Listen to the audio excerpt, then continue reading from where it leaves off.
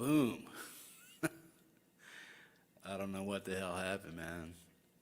I went live on the last video, but YouTube wouldn't allow it to come on. So I had to go ahead and make a whole new deal, man. I hope I'm coming through okay. Got my stuff on. Am I coming across 5x5? If I sound good, type a 1. Appreciate it. Sweet. Oh man, yeah, I hit go live with StreamYard, but then YouTube wouldn't kick in, so I had to end that stream. So I'm sitting here for 2 minutes, like, when are you gonna kick in, man? Said I was live, but YouTube wouldn't come on, so I'm just like, what the hell? Sorry about that. I mean to keep you guys waiting and stuff, but it was due to things out of my control. Vanzini, how you doing, bro? LGD, what's up, buddy? Cool. Yeah, I'm sure a few more people will roll in here in a little bit, but that was messed up, man. I'm like, come on, man. I was all ready to go through my spiel and everything. It just screwed me up. Son of a bitch.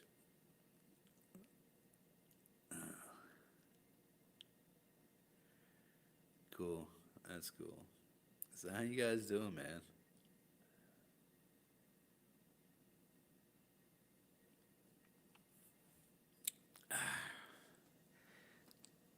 That's technology, yeah. I don't know. I was hearing StreamYards was down for a little while the other day, and people couldn't get on and do their things. So I had no idea what was going on, but yeah, I heard that somewhere. I can't remember who was saying it.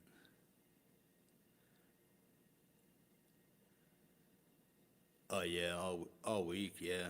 Tuesdays and Wednesdays are my weekends now.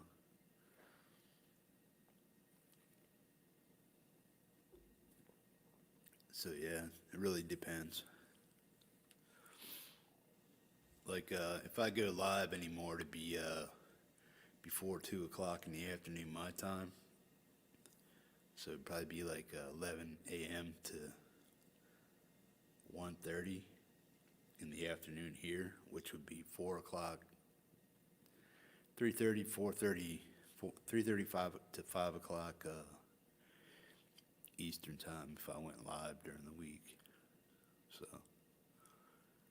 or way early in the morning, like 8 a.m. Eastern, maybe 4 o'clock here. Yeah.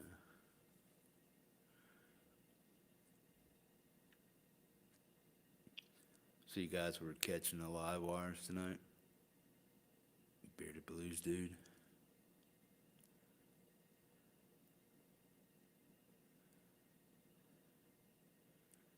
Yeah, work. Well, you're pretty much, are you retired now, Vanzini?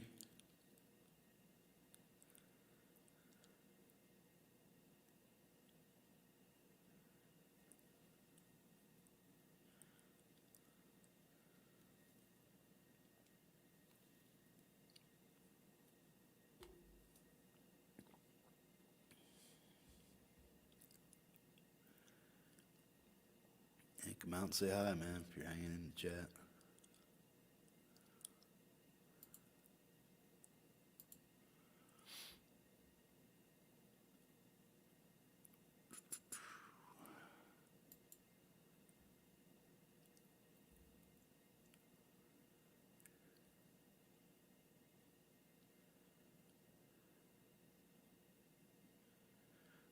Cool. Yeah, I'm semi-retired, basically, actually, so, but yeah.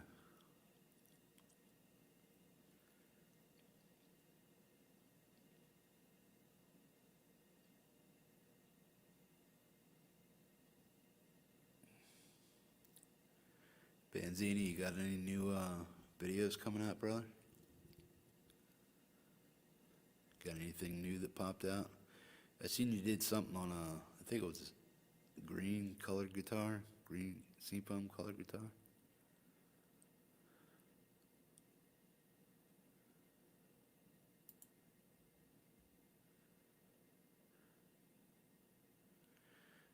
Yeah, man. I got up to, well, I went down to 279, up to 283, down to 280, 281, 279. Now I'm back to 282. That's you too, man. I'm in no big hurry, man.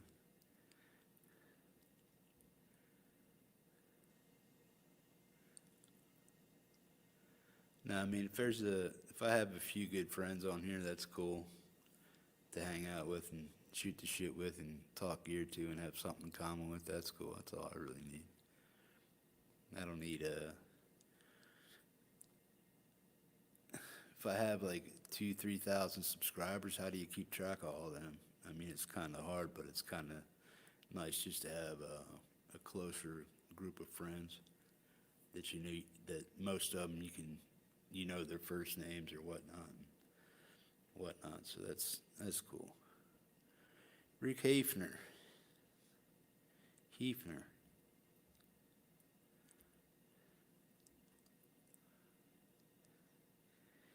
Analog alien pedal.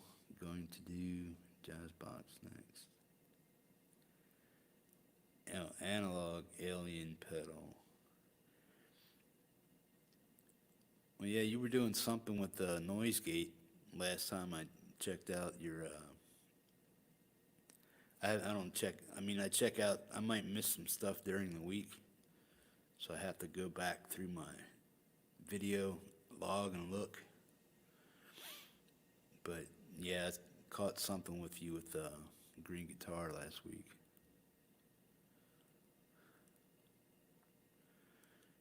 Hey man, if you're in the chats, come out and say hi. Please like, share, and subscribe. All that happy horse pucky. Hang on a second. Great Manzini.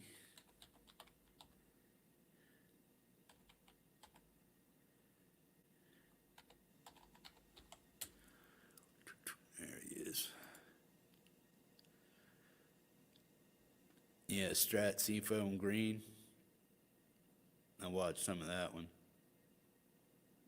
Well, I think I watched the whole thing. I might even commented on it. I didn't see the Rumble Seat by Analog Alien yet. I'll have to watch that one later.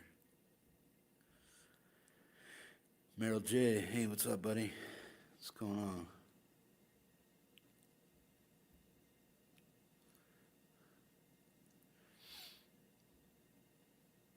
Saboteur's music. What's going on? What's going on?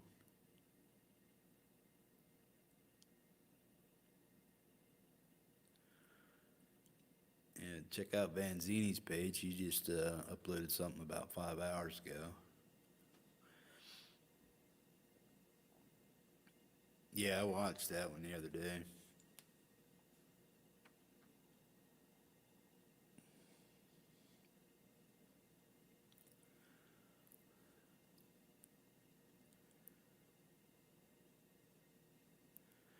Yeah, say hi to each other, man. Check out each other's YouTube's pages and stuff.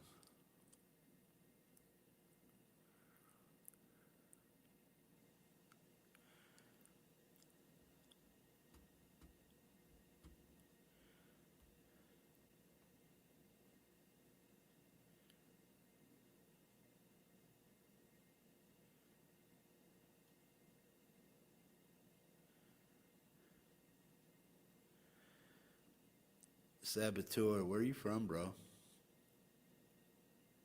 Bro. Not quite sure. I'm guessing you're a dude.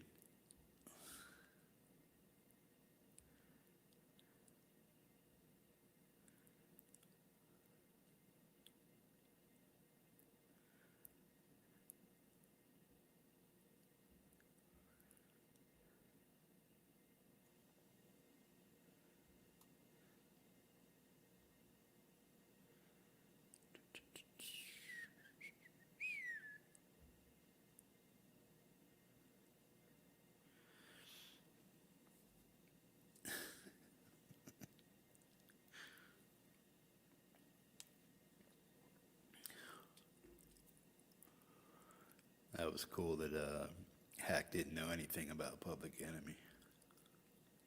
Flavor Flav and Chuck D, those guys. Well, Rage Against the Machine, I guess you know that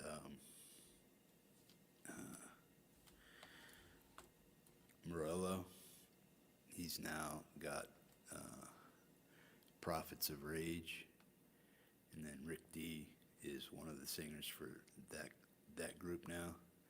So if you were into Rage Against the Machine, which basically are no more, you can go check out Prophets of Rage with Morello and Chuck D. If you're into that stuff, not this cool.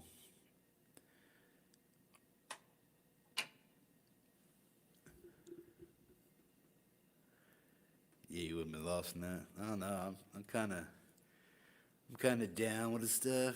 Flavor Flav, yeah, boy. Try to keep in contact with certain things. But yeah, that's probably way after your time, Banzini.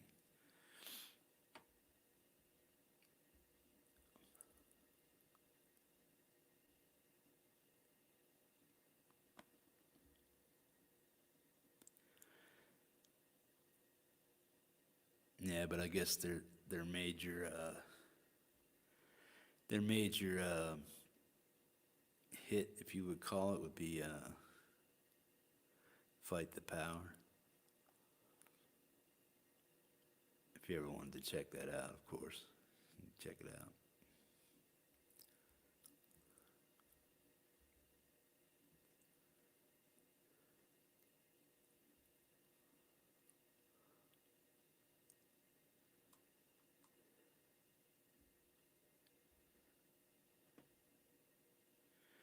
No, I don't play any bass, LG. I barely got a G and an F and an A and a B and a C and an F chord on the top two wires yet, man. I'm just like still chugging. I'm still learning to chug, man. There you go. Merle's got it. Fight the power. Fight the powers that be. But yeah, if you go check out Public Enemy, that'd probably be their top hit. But they got quite a few others, though. Mr. Bailey, what's up, buddy? Yeah, I had a small debacle with my first attempt at going live. The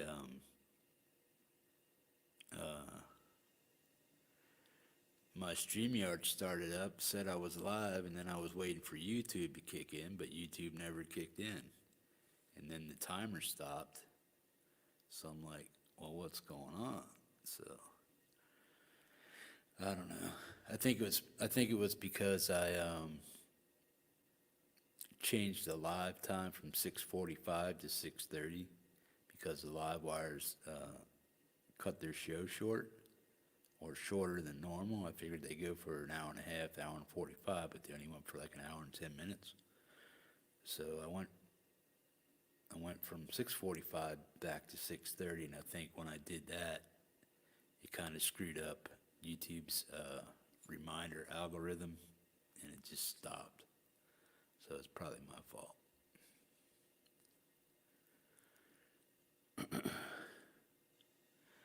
Is it still raining down there where you're at, Dwight?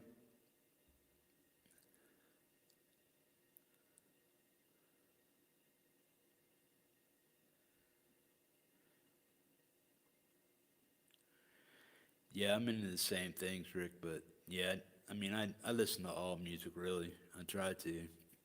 I dabble in a few things here and there. It's like I won't listen to a lot of jazz.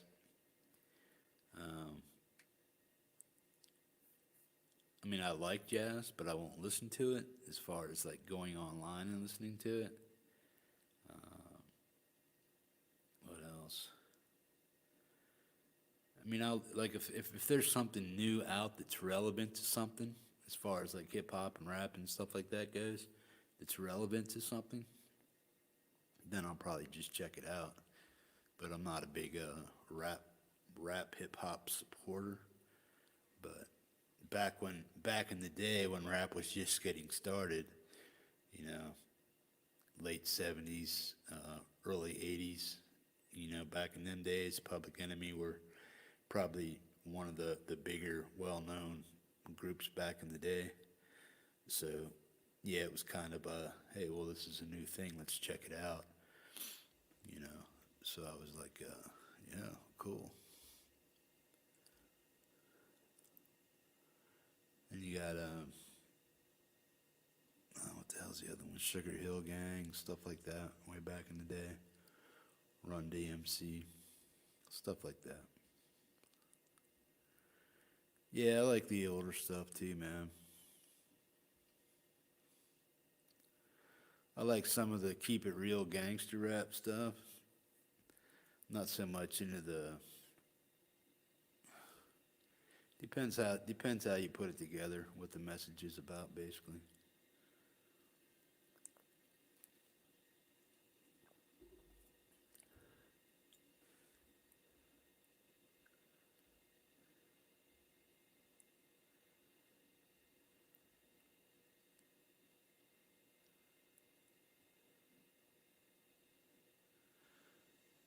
Oh, it's still raining down there, Dwight.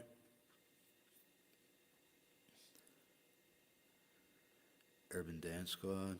No, I don't even think I heard of those before, Rick. That's what I mean. I'm not into it, so I don't keep up with it. But if there's something relevant that pops out that comes into the news and grabs somebody's attention, or if it's something new from an older group that I might have listened to back in the day, I'll check that out, stuff like that. Like if Ice-T or Ice Cube would come out with something new, I'd probably watch something like that. Or Snoop Dogg, if he came out with something new, I'd probably watch that. Stuff like that.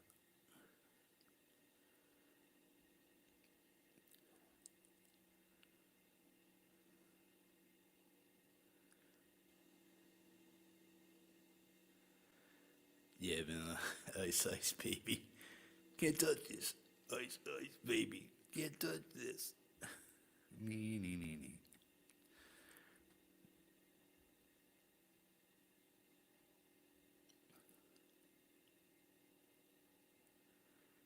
And, can't touch this.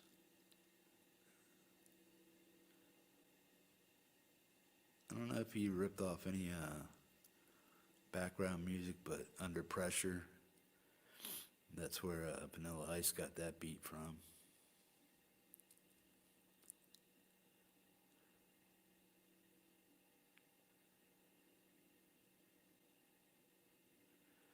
Okay. Yeah, the only thing I've really been keeping up with as far as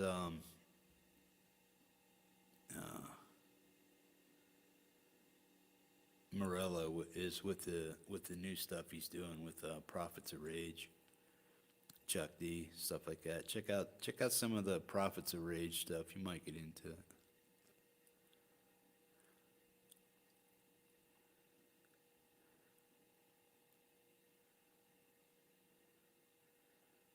Cool. There you got a new sub, bro.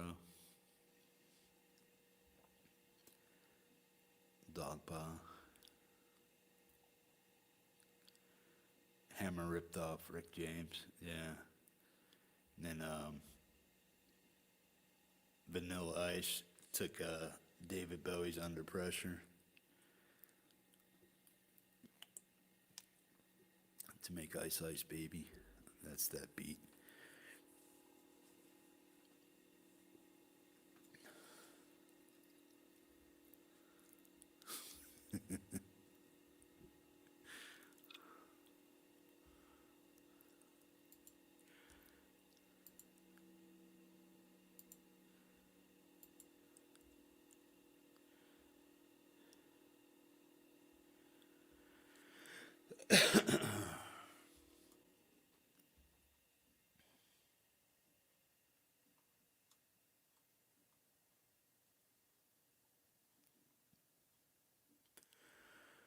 R2, R3 lock nuts got a new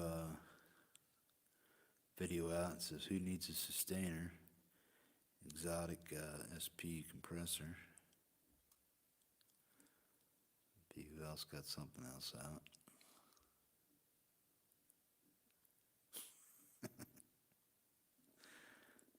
Schnobel, you guys into Schnobel?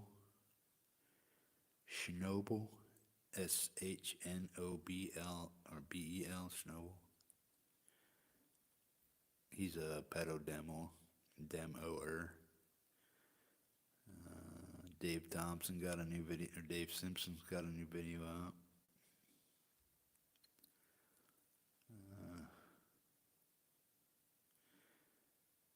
Henning's got a new video out with Nita Strauss.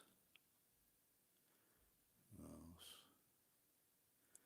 Death by Audio has a new video out from Summer or Winter NAMM 2002. Guitar Lessons 365 has Pantera's Flood guitar tutorial out. It's 39 minutes, 40 minutes. Guitar 365, the Pantera riff. Andy Guitar's got a new video out called No One Knows.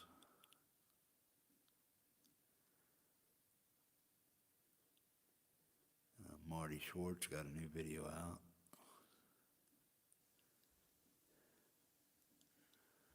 Who else?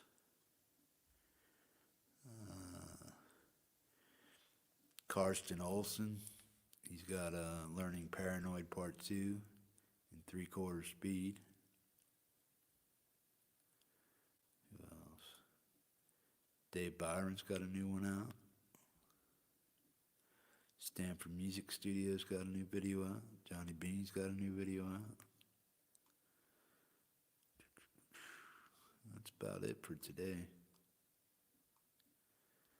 Who else? Johnny Bean went to Guitar Center, checking out stuff. Who else we got here?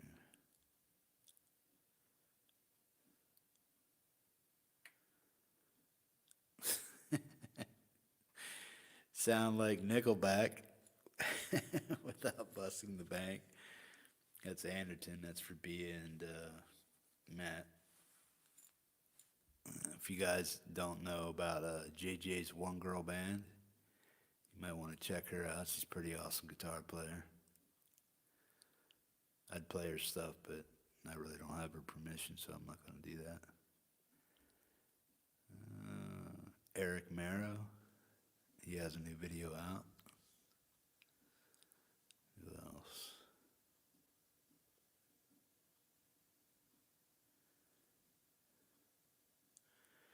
The O'Keefe Music Institute, or the O'Keefe Music Institute, they have kids playing music and singing and stuff. It's like a music school, music foundation. They're doing Pantera Walk. That might be something you might want to check out. Put that link up here.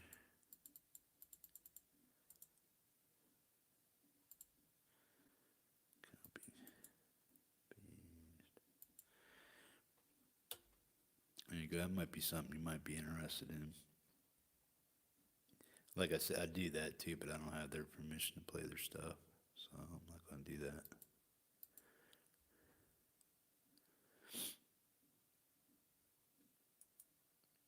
If you wanted to check that out, you could. What else?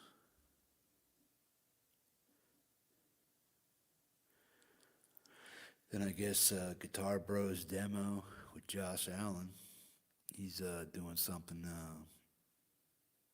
from Omega Ampworks. New pedal, I think.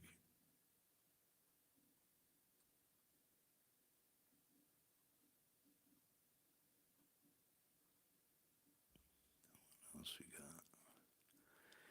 60 Cycle Hum's got a new one out.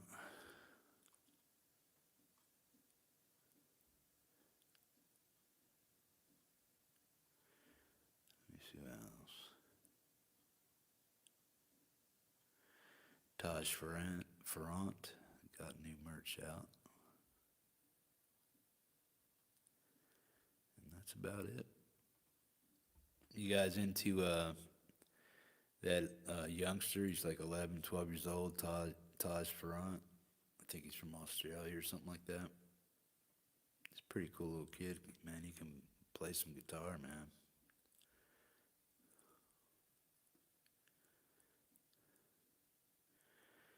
Do I have any LGD? Yeah, there's a few, but they're very small. I think we have a Guitar Center in Anchorage now. They've been there for like 2 years now, 2 3 years, but I haven't been in there yet. And then we have a place up here called Matsu Music. It's just a small little mom and pop walk in, buy some strings, get some music lessons under your belt, and yeah, they sell guitars, amps, a few pedals, but mostly strings and cables, a few guitars, a few amps, nothing major. I mean, they might have 20 amps for sale and 40 or 50 different guitars for sale, if that, you know. And then they do music lessons and stuff, sell strings and picks and other stuff, harmonics, some acoustics and stuff like that. And then there's a couple small repair shops around that I haven't been to yet because I haven't had the need for any yet. But eventually I'll check them out. And then there's a new guitar shop about a mile away from where I live, up in Big Lake. He just opened up. And there's another one over in Palmer too, but I can't remember the names of them right now because they're still too new to me. I have to write them down, check them out. But this guy up in Big Lake, I guess he's selling secondhand stuff mostly, buying and selling and trading, you know, trying to make a buck doing stuff like that, probably lessons and repair work and stuff like that. So, but yeah, but the closest music store I have to me is the Matsu Music.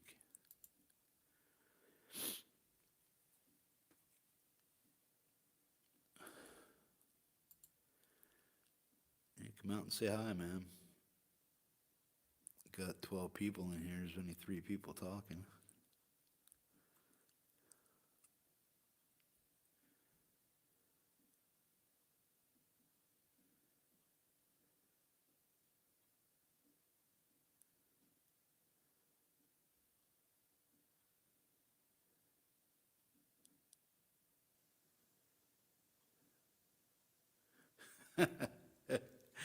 Yeah, no worries, man. Dog pause. I just read your comment. Yeah.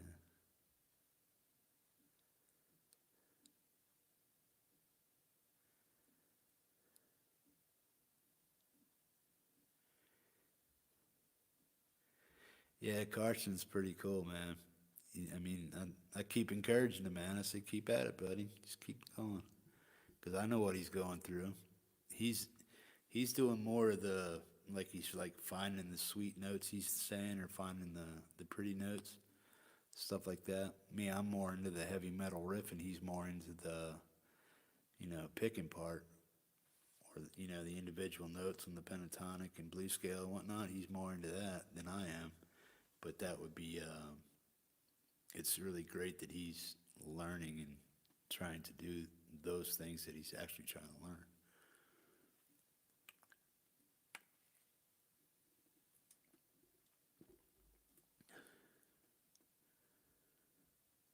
Yeah, they are actually LG, yeah.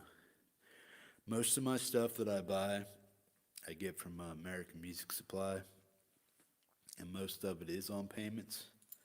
Now, if it's a pedal or something like that, you know, with like under 150 bucks, I'll probably just pay cash for it.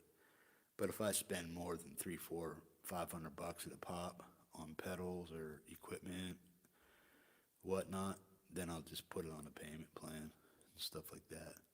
Because that enables me to buy more. So if I want, say I want 10 things that cost me 500 bucks, well, I can pay that off in 8 to 12 payments for 40, $50, a month. And I get all those 10 things mailed to me right away. I don't have to like buy one here for $50, this and that, and you just pay them off. And for me, that's affordable. You know what I mean? I mean, I could probably just pay cash for the stuff most of the time, but I like that I can buy stuff on payment because if any other kind of weird emergency pops up for me, or I need to buy something else, at least like that month, if say something pops up, well, I didn't put out that $500. I only put out $50 plus shipping, whatever, instead of 500. So then I still got that $400 left over for the rest of the month if something pops up. But yeah, most of my stuff I do get online as far as guitars. All my guitars except for my Schecter were bought from American Music Supply. I bought my Schecter, this one, from Zounds way back in the day, and that was my first guitar. And then pretty much everything else I either got from Amazon, pay cash for, or a majority, I'd say 90% of my stuff came from American Music Supply, and the other 10% roughly came from Amazon.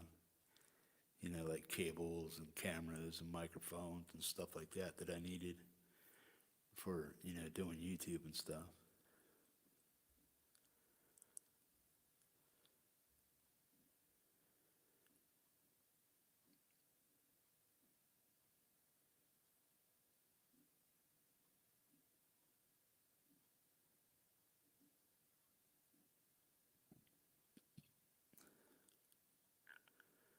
Dwight gets some of his stuff from Musician's Friend.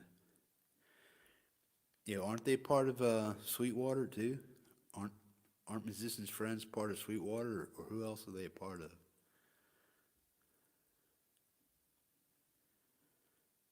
Hour south of Sweetwater. Yeah, it'd be nice to be close to Sweetwater, wouldn't it? Dude, I'd just drive there and go shopping. You know what I mean?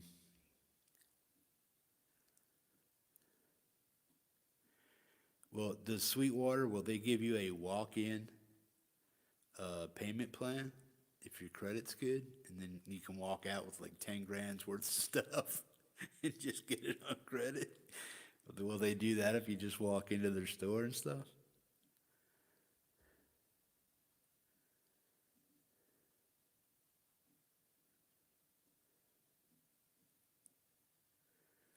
Musician's Friend is part of Guitar Center. Okay. Yeah, I knew they were a part of somebody. I just didn't remember who it was.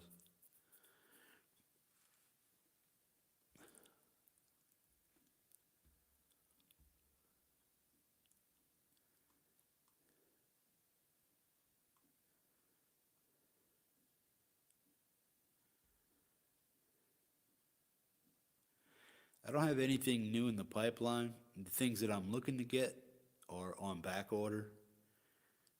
Not back order, but pre-order, back order stuff. And they haven't been popping up because with all the tariffs and crap going on with China and coronavirus and whatnot, I don't think they're importing a lot of stuff, or a lot of stuff that normally would be coming from China because of the illness and stuff over there. Some of those workers may or may not be in quarantine and not able to ship the stuff, and a lot of their products may be under quarantine also from not being able to be shipped over to the United States and other countries and stuff. So I think a lot of that has to do with the delays for buying new stuff, especially like computers. If you need a computer and you have the money for it now, go get it, because you never know when all that stuff's going to be lifted, or if it's ever going to be lifted, anytime soon. So if you need a new PC, go get it now, man, or something for your PC that you have to have. Otherwise, you may be stuck with what you got, or something you have is broken down. Sam Ash. Yeah, I've never been to a Sam Ash. I've never been to a Guitar Center either. Like I said, we just got our first one up here a couple years ago. And I wouldn't have known that unless a dude I know on Craigslist came over to buy one of my pedals. I think I was selling a pedal at the time. He came over to buy a pedal off of me. And he came over to buy a pedal off me. And that was the first time I heard that we actually had a Guitar Center in Anchorage.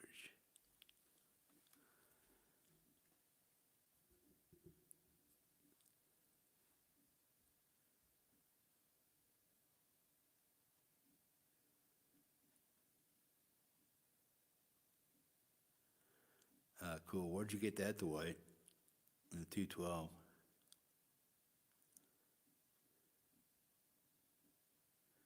Yeah, the Rolex. Yeah, that'd be pretty expensive 212, bro.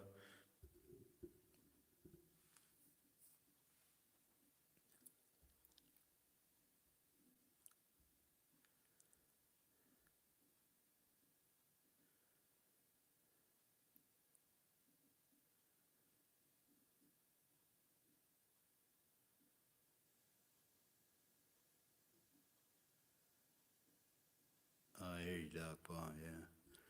Yeah, I use, on my practice guitars, I always use polywebs because one, they're smooth and you can slide up and down a lot quicker. They're coated strings and they last pretty long. So the Elixir polywebs, 1040, 1046, I use them on all my guitars that I practice on a lot. You know what I mean? Like my what the hell? My PRS 245 is my main practice guitar.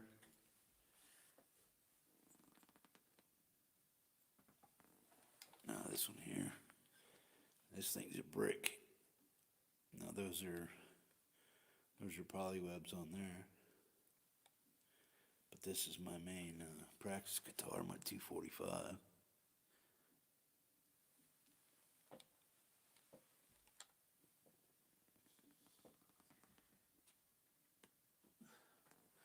So yeah, I keep and then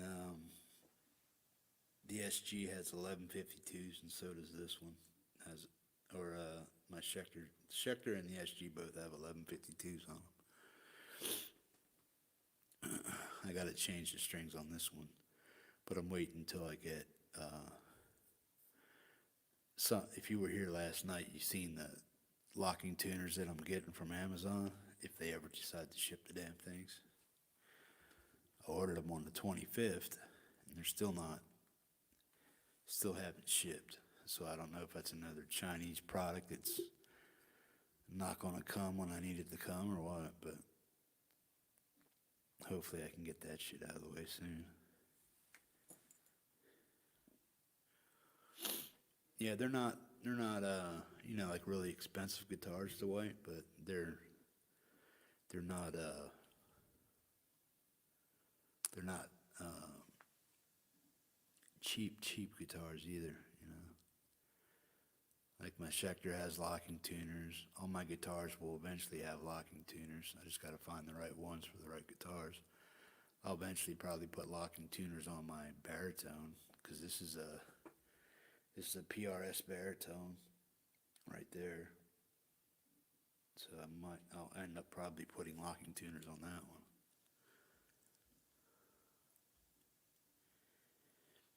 Yeah, I'll probably get some hip shots or Grovers for the PRS baritone.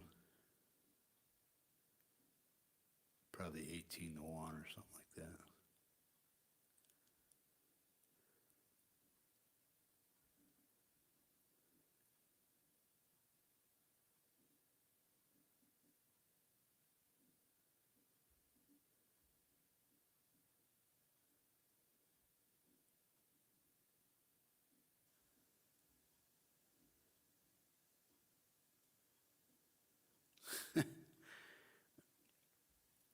That's a hell of a story there, bro. Dog pop. Man, that's I mean, yeah, if you're a major rock star and you got it like that, yeah, I could dig it. I don't know if that would make his tone any better or more consistent or not, but it depends how much the man sweats. I mean, if his strings are going that dull after 2 or 3 songs, damn, he needs to get his pH checked or something, man. 'Cause that's whacked.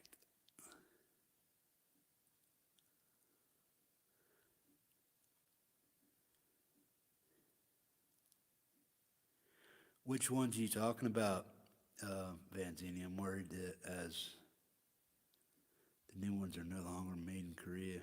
Which ones are you talking about? The PRSs? Indonesia has a pretty good track record with guitar manufacturers. I forget where this one was made.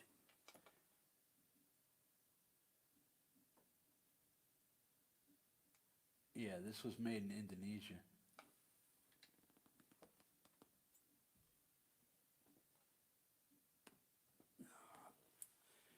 My PRS, the one I just showed you, that's an Indonesian guitar.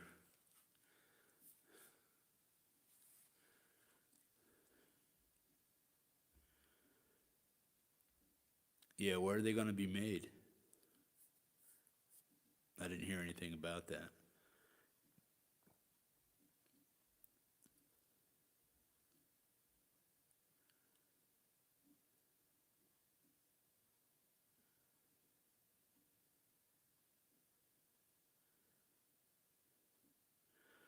Oh, he plays.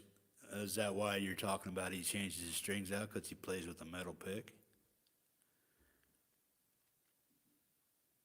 Yeah, I get that then.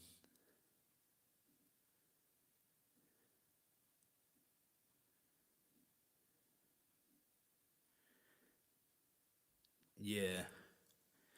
Yeah, I haven't, I've heard good things about the Indonesian factories and stuff, as far as Korean one. It really depends who you talk to, because you hear good and bad things about both factories. Each factory, this guy's guitars come out of this factory. This guy's guitar comes out of that factory. These are good. Those are shit. These are good. Those are shit. So you kind of hear all kinds of different things, And not everybody gets a great guitar every time they buy a guitar, unless you're like trying out every guitar that they have of that stock in the store. If they have 5 or 6 of those guitars and you're really persnickety about what you buy and what you play, then yeah, I could see stuff like that.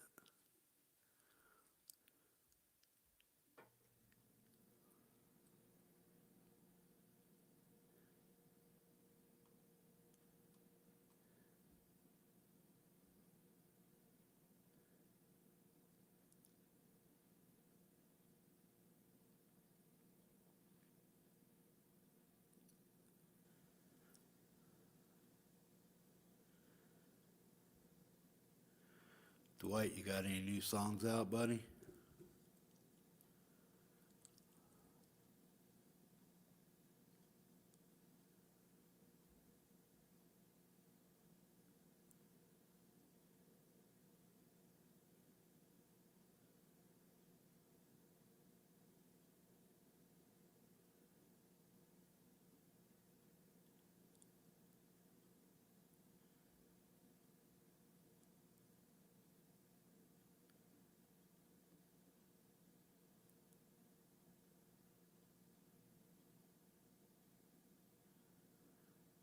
Okay. So what stone pick are you using?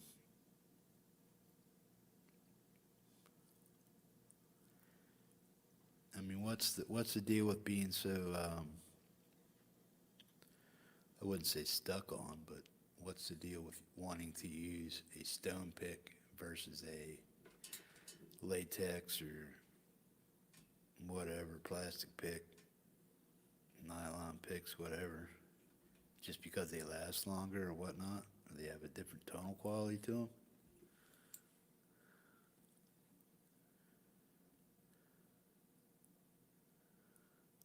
That's cool, Dwight. No worries, bro.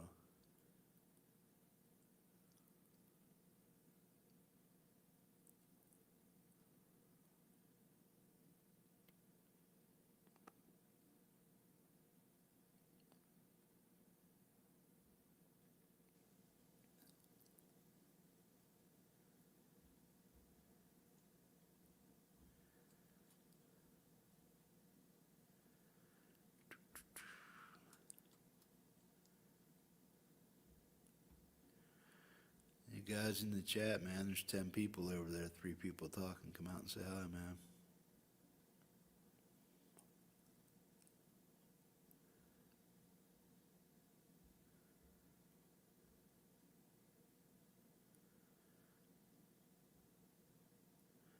I'm sure you will, bro.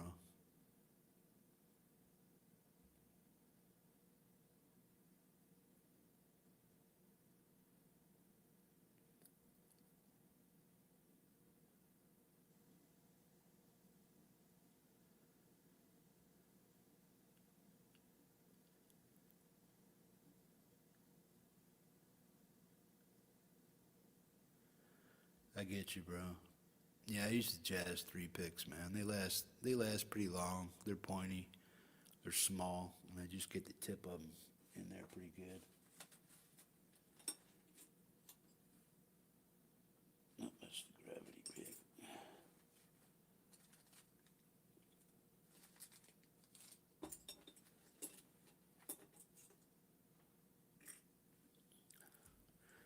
One's like a 1-1-2, and one's the 1-4. Red and black Jazz picks. I use these here. That's what I normally use. The red ones are a little bit thicker, a little bit stiffer. These ones here are a little more pointy, have more flex in them. But they're both pretty good picks. But I like how pointy they are. And they're small because they fit right into my playing style too, so you don't feel like you have like, I don't know how to really describe it, but it feels like you have more control over the small pick than you do that big floppy fucker in your hands. You know what I mean? I don't know if that makes any sense. But yeah.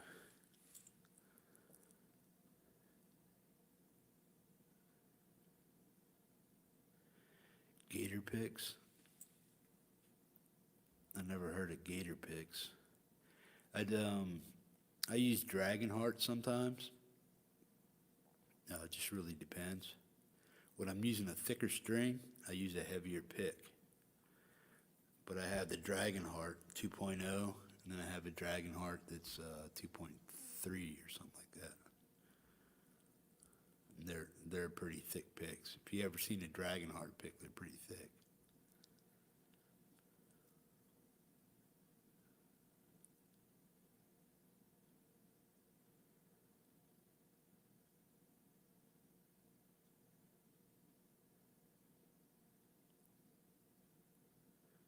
Cool.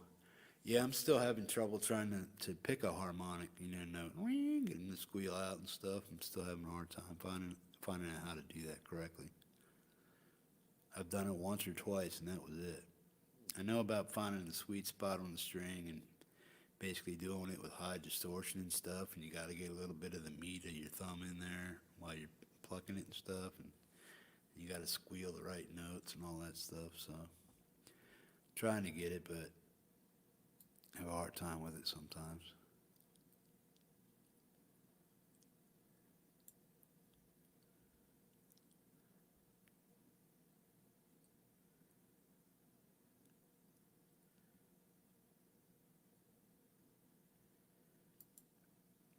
Do you mean like when you say little triangles, do you mean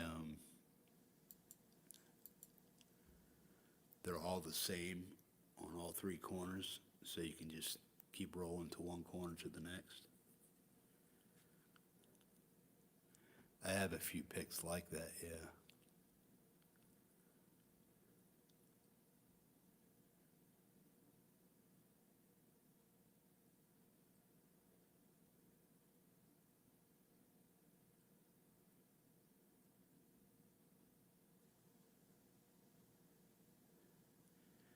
Yeah, I gotta try that. Gator picture made by Dunlop.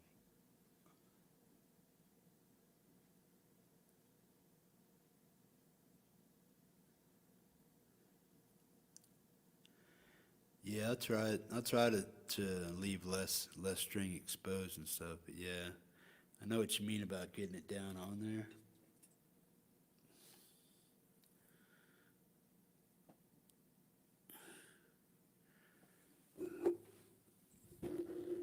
That's kind of like what I do right there.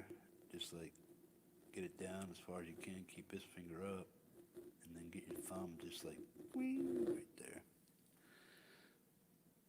Just let the tip of your thumb just like just barely nick the string.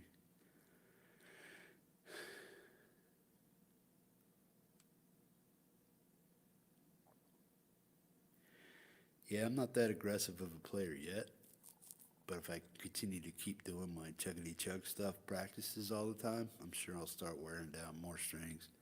Once I start getting better at it, I'm pretty sure I'll wear them down pretty good.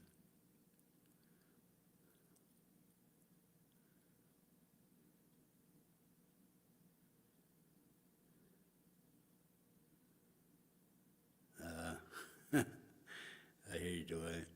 Yeah, don't fry your phone, bro. That's the only way you can get on the net, right? On YouTube is your phone. Got to get you a PC, bro. A laptop or something. Or even a little notepad. Get yourself like an iPad or something, and then use your phone as a hotspot. And then log on to your tablet with your phone using your phone as a hotspot if you can.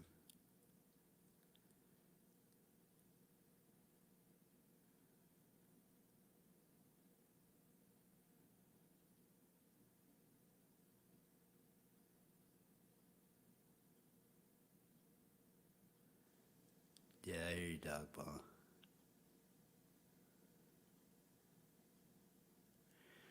Yeah, we haven't had a lot of snow this year. Put it this way, I've only had to have my driveway plowed once, and that was it. Normally, some year, like the year before that, I had to have my driveway plowed about 8 times, and that's a $50 pop, 40 to $50 pop every time, you know. But I'm not plowing unless I get almost a foot in my driveway, and I need to get out, you know. But most of the time, um, the snow either gets packed down by driving on it in my driveway, like the first couple snows. I don't even plow. I just let my friends come in and go out, you know, and pack it down that way. And then once that gets snowed upon again, then I might have that plowed up if that gets more snow on it, something like that.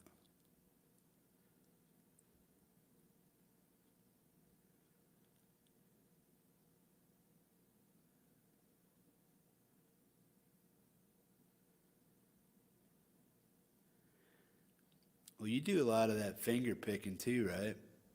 Dog paw. I noticed you do a lot of the finger stuff, man.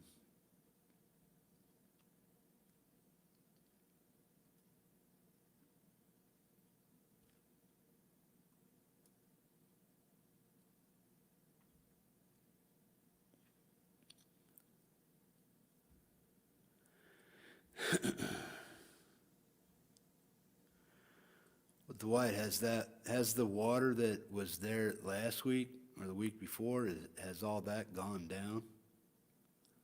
Are you pretty much back to normal? Now it's starting to rain again, or what?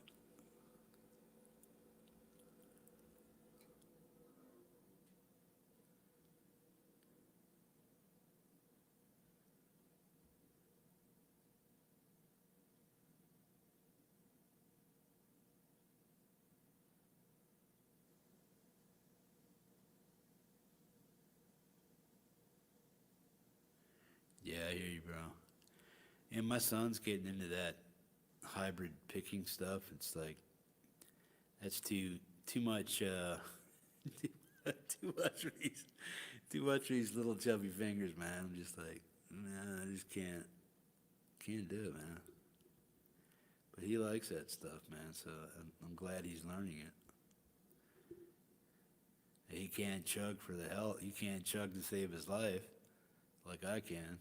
But he can do some finger picking. The chords. He'll do a chord and then he'll do the hybrid pick, and then he'll move to another chord, do the hybrid pick and stuff. You know, the nicer sounding stuff. The sweet notes, I guess you'd call them. The sweet chords.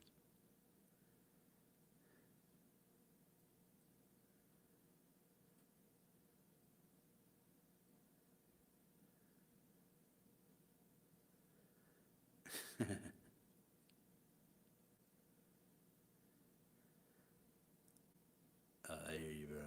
Kids picking and stuff. Yeah, it's good to hear, Dwight. I just hope it doesn't get you don't end up with the same situation you were in before.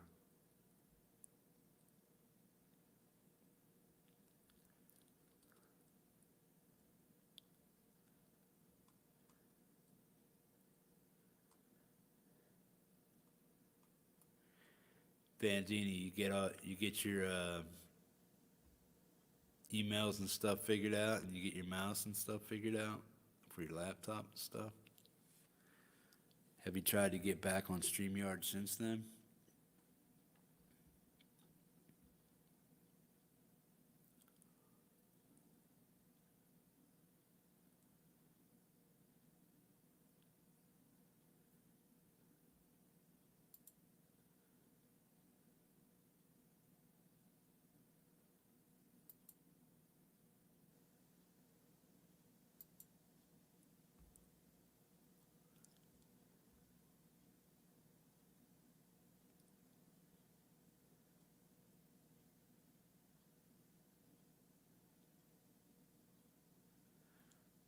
Oh wow.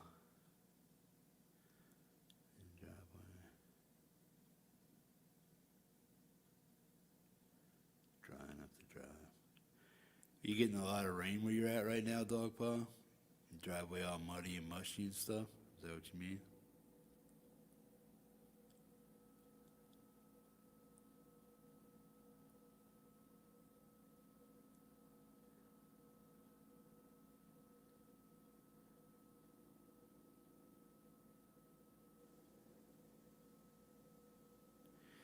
Yeah, you got to figure that out, Vanzini. It's not it's not good to have a new PC and not be able to do everything you need to do with it. Call some call your local computer store, man. They might help you be able to do that, or even call your ISP, people that you do your internet with, and ask them to help you with getting that stuff figured out. A lot of times they'll help you do that if you can't figure it out.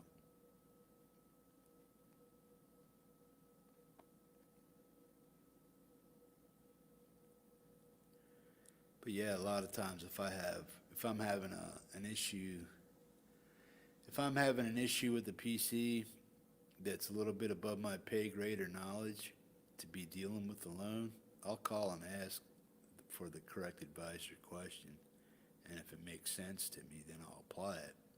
If not, then I'll make another phone call. If that other person concurs with the other person, then I'll give it a try. But yeah, before I make any type of major changes to my computer or hardware or software programs, to on a new system, if I'm not sure of what I'm doing or what it will do, if I change this or that, then I'll call around and ask questions and figure out what's going on.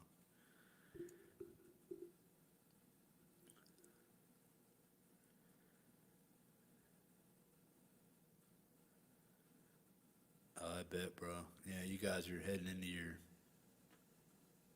your summer. It doesn't start getting hot around here, bro, till like the middle of May. You know what I mean? And when I say hot, I'm talking 70 degrees. And if I sweat at 70 degrees, I'm just like, nah, not for me, man. You know what I mean? Because I hate sweating. I mean, if I'm like working out or working in the yard, yeah, I'll sweat. But if I'm just sitting in the shade or sitting on the porch out in the sun and I start trickling sweat, I'm just like, nah, this ain't for me, man. I'll go find some shade somewhere real quick. That's partly why I moved to Alaska, because I hate sweating, man. I just don't like to sweat.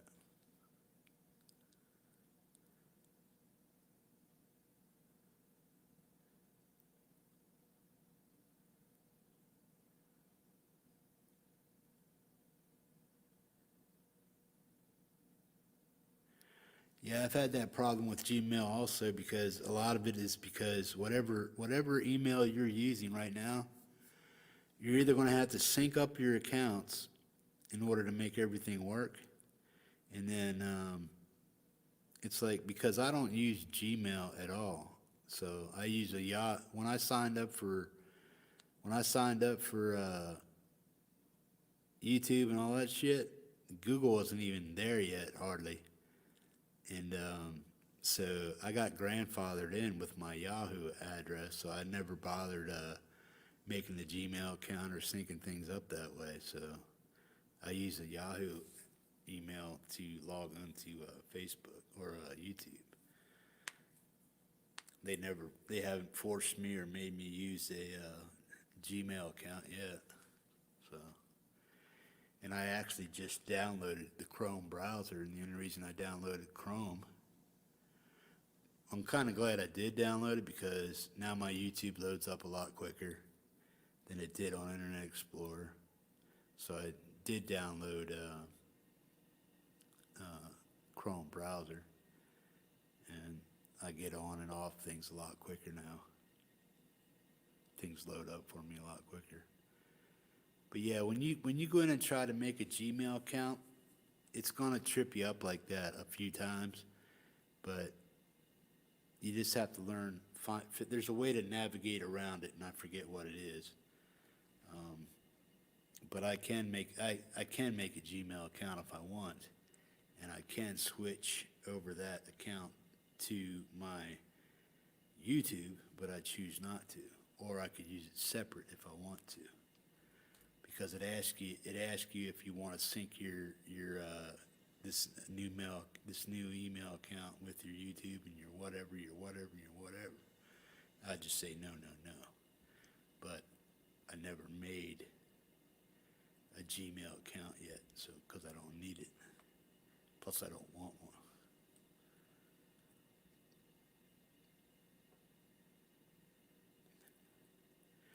Yeah, if you have a Google browser, Banzini, if you're using Google, if you look up at the top right, it should, and you go to settings,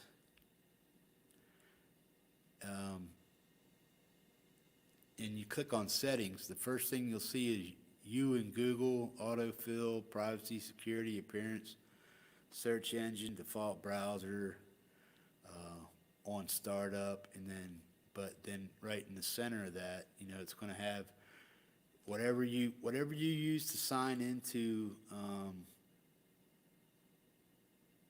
YouTube with is what's going to be there, and it's going to have your name, Great Vanzini, with whatever email you're using there, and you can turn that on or turn that off, or you can and then at the bottom, then below that, it has sync and Google services, manage your Google accounts, Chrome name and picture, import bookmarks and settings, all that stuff, so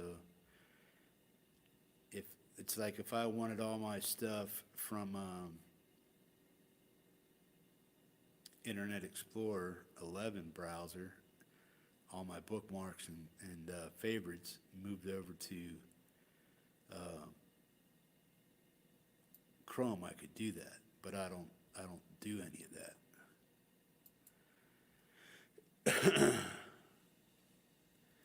What the hell happened to my? Wow, that got dark. What the hell happened there? Did my picture just go dark on the screen? Did you guys see my stuff go dark? I don't know why I did that. That was weird.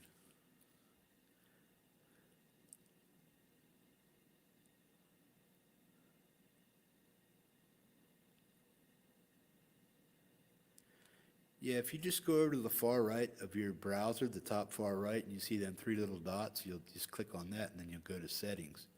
And then you look at all that stuff. But make sure you understand what you're checking, and make sure you write down the things that you do check.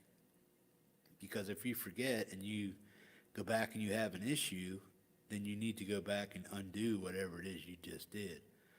So me, if I don't know what I'm really doing and I have a hard time figuring it out, I just try one thing at a time and see what it does. And then if I don't like what it does, I go back and I switch it back to the way it was. Then I'll go on to the next and the next and the next. But instead of changing everything all at once, or clicking this and clicking that, and then checking this and checking that, and unchecking this and checking that, I make sure I understand what it is I'm doing before I actually do all that stuff. If I'm not really sure, I'll write it down.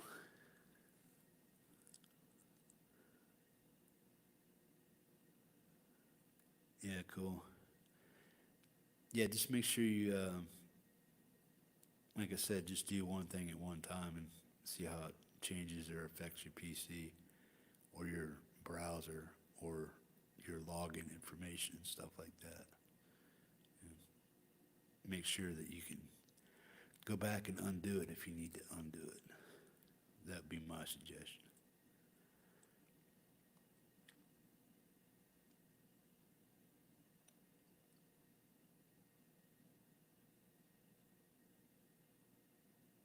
Huh. Yeah, I don't know what that was. Well, when I went to the settings part of the Google on another on the same browser but a different tab, and then when I came back to my YouTube page, my picture was like real dark. I'm like, what the hell's going on here? I don't know. Maybe it was waiting for me to make some changes to my stuff, and I didn't figure it out.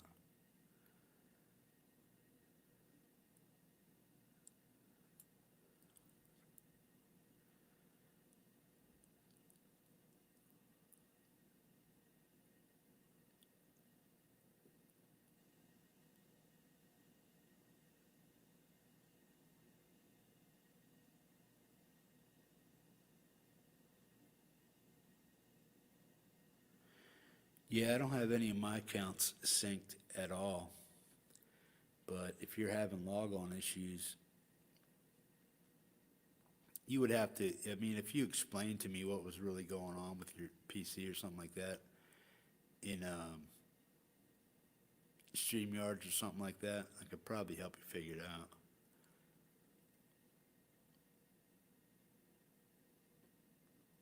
But the best ones to do that would either to be call Google, talk to somebody there in their tech support, and maybe tell them what your issue is, and then maybe they can help you just figure out your email and your browser stuff.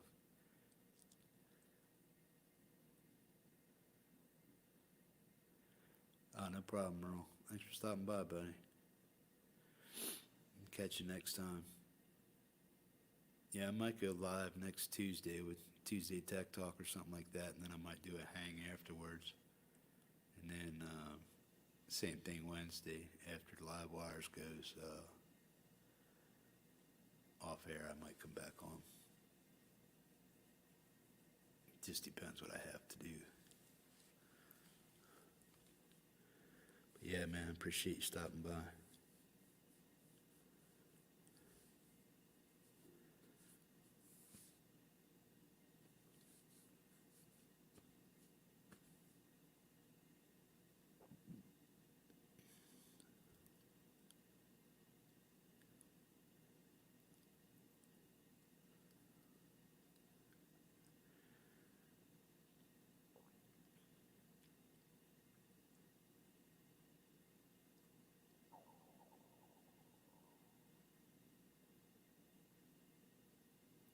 PC plethora. No, I haven't, Vanzini. When did that come out?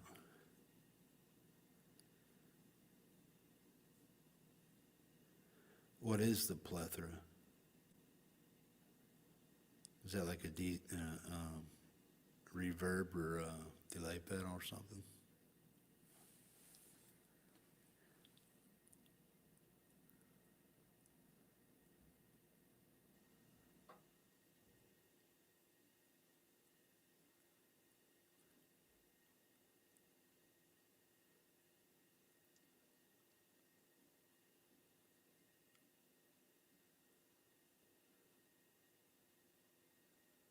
Okay. Yeah, I was looking at some of his stuff, or I'd seen that he was doing a few reviews, but I didn't see all the pedals.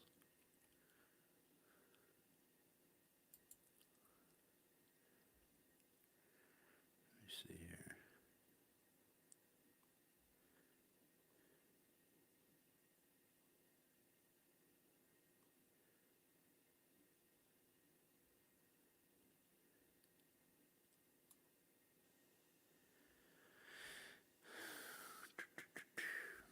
Okay, let's see what we got here.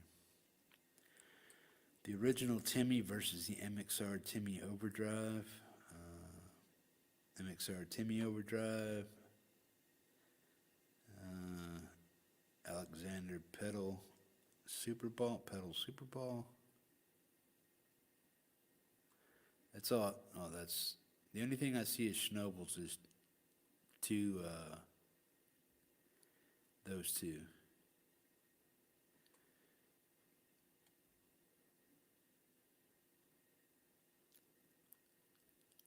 Let's see, I'm gonna refresh this page here and see what happens.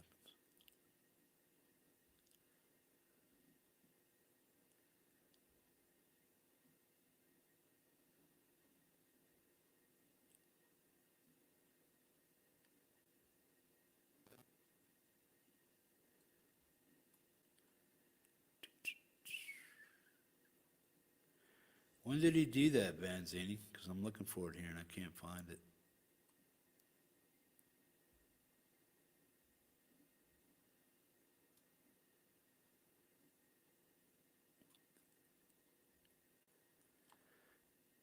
Was that like yesterday he did that, or today? Because I'm only seeing the original Timmy versus the MXR Overdrive and MXR Timmy Overdrive. So he did a comparison with the new and the old. And then he did the new.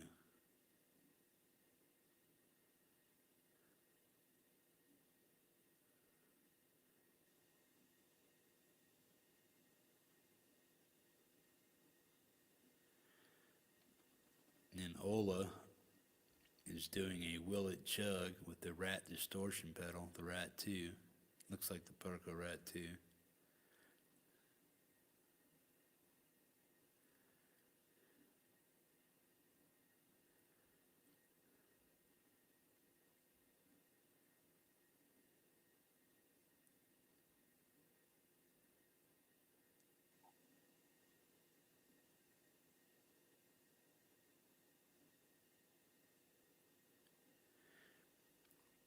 Yeah, I'll look, but I don't. Let me go check out his page, see what he's got going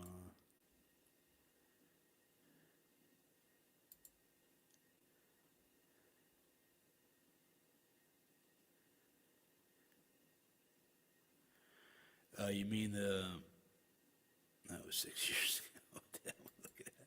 I have no idea what I'm looking at.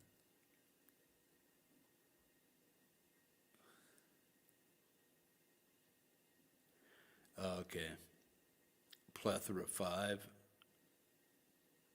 tone print pedal board. Yeah, I watched that last week, yeah. That's why I'm like, today? It's like, nah, I didn't see anything for that today. Yeah, that was last week. Yeah, I think I watched part of that. Yeah, I might have even commented on that, I'm not sure.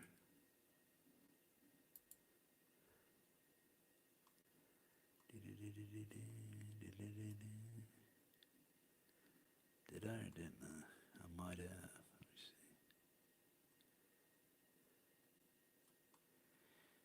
Yeah, I'm pretty sure I commented on it somewhere. I can't remember. Usually it shows up at the top, but certain web pages it doesn't.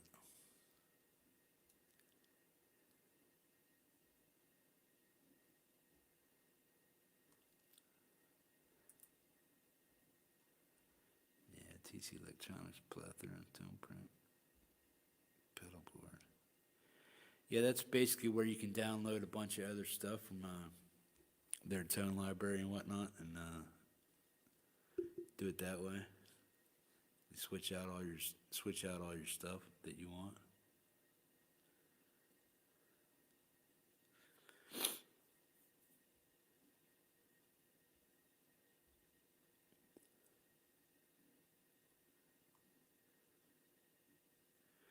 Do you listen to Brett Kingman also, Vanzini?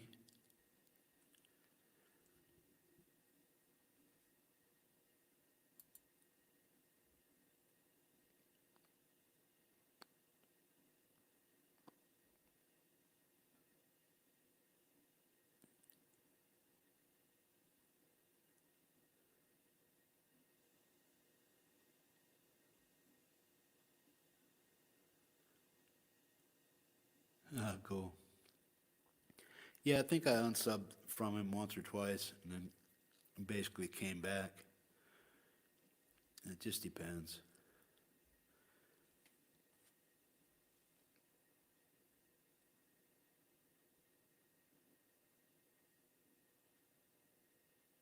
Yeah, yeah, Bergs is great. He's an awesome guitar player too, man. He really is. Check out a guy named, no, I mean, I don't know I mean, if you want to learn more about metal or just different ways to go around playing chords, he's not solidly into, metal genres or death metal this or death metal that. He's really a good guitar teacher also. But check out Corey Hunter from Gemini Guitars.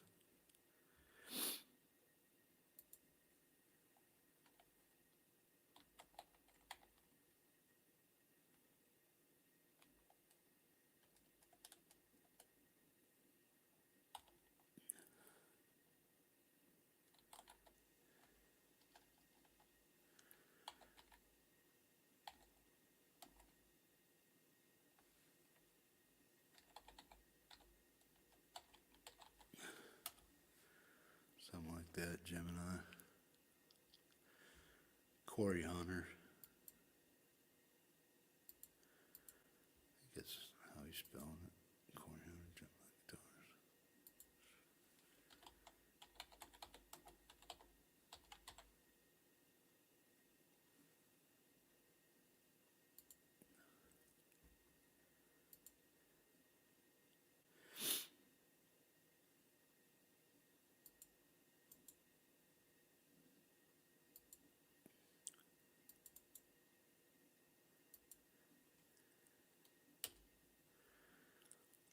You can check him out, man.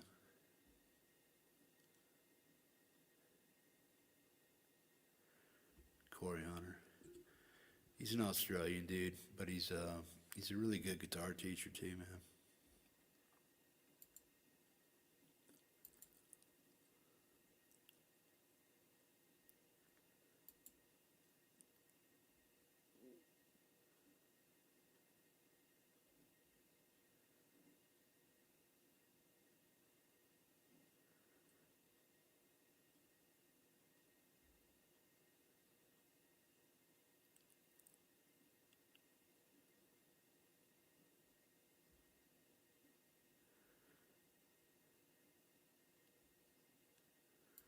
Trying to see if there's one that you might like.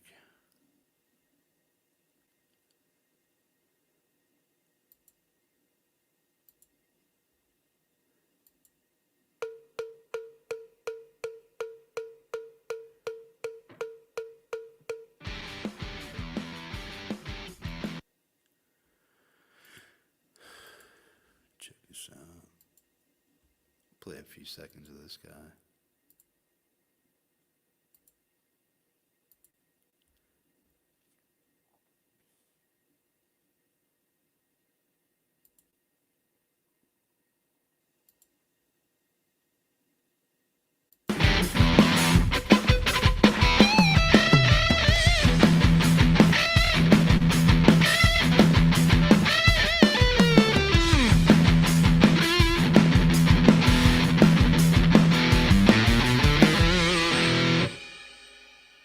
Okay, so here we are now for example 2. Starting out with the Hendrix chord, also known as the E7 sharp 9. So as you can see there, the way I'm fretting it up is using the pinky, third, first, and middle. 7, 6, 7, 8. Some dampening again. So there's a common theme with the dampening in all these examples.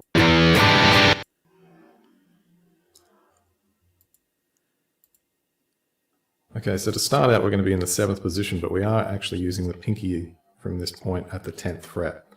And what we're going to do here is we're going to do a pre-bend, which just means we bend up to the pitch, in this case a full step, and then we're going to release it, pick the 8th, pick the 10th, pull to 8th, and then pick the 9th, hammer to, pull to the 7th on the 3rd string. So it looks like this. Bit slower.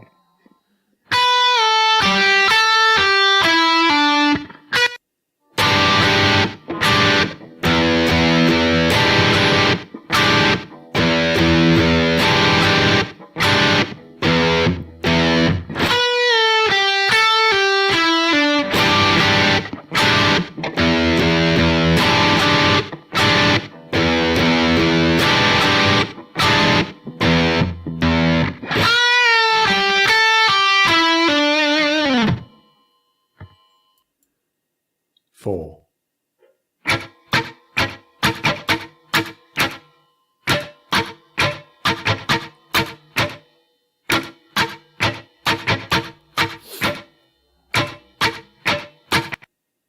String. So in this case, 12th fret functions as our target. And then on our 2nd string, 15th fret, we want to bend up to that target in the pitch. Now again, don't worry about if it's a little bit out, it's not going to matter, particularly if you add vibrato, but it does sound kind of cool when it's a little bit out. Yeah, check him out, man. Corey Hunter, Gemini guitar.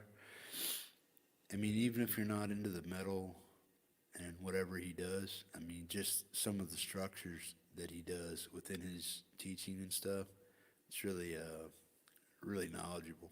Help you out a lot. Even to play some of the stuff that he teaches in just clean tones or whatnot, you know.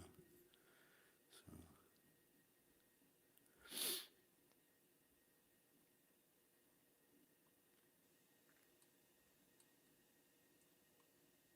Purple haze chord, yeah.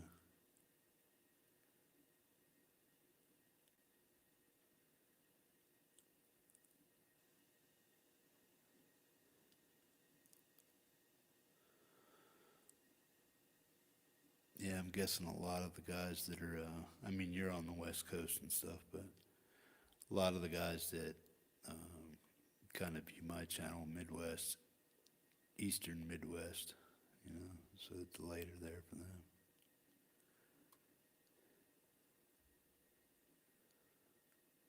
Been on here for an hour and 20 minutes. I'll go another 10 minutes if somebody else pops in, I'll stick around a little longer.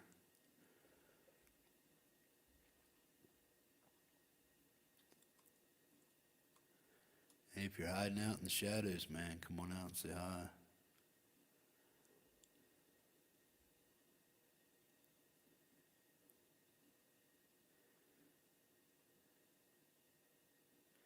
Yeah, to give you, I mean, because you're a pretty good guitar player, and I'm sure you know what's going on with chords and chords arrangement and note arrangements and stuff like that.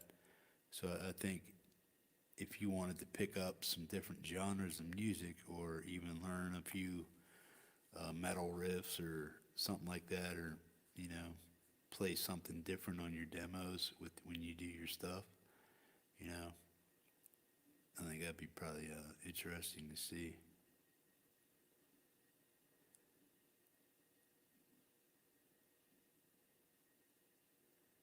Yeah. Yeah. Yeah, this is my new weekend. Probably be that way till middle of May, something like that.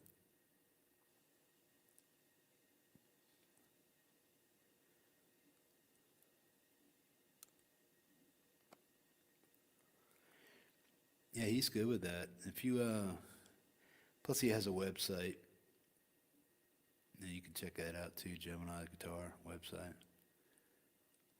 But yeah, if you like what he does, give him a sub, man. But I've been subbed to him for about 4 years now, 4 or 5 years. Since I started plucking guitar and stuff, so and I've learned a lot. I've learned a lot of stuff from him, even though I haven't been able to play it or apply a lot of it yet, but I understand what he's saying. So eventually I'll be able to get around to actually playing the stuff, you know.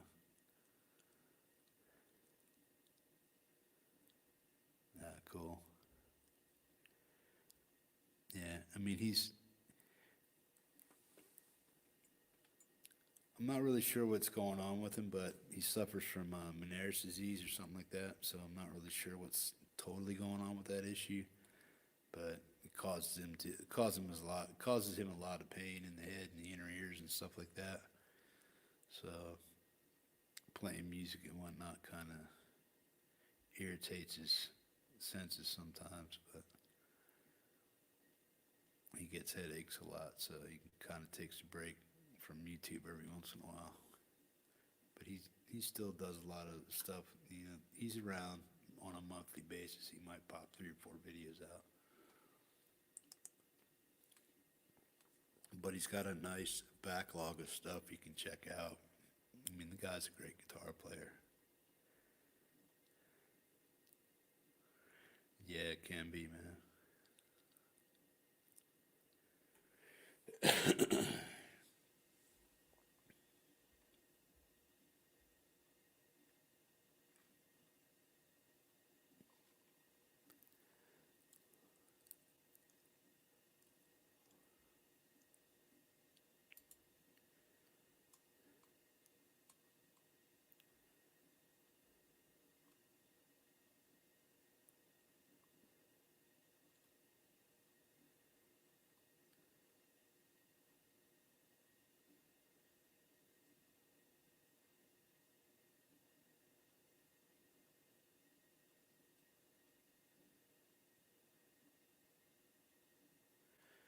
Yeah, and if you want to learn some Black Sabbath songs or something like that, you know, Steve Reese over at Does It Doom.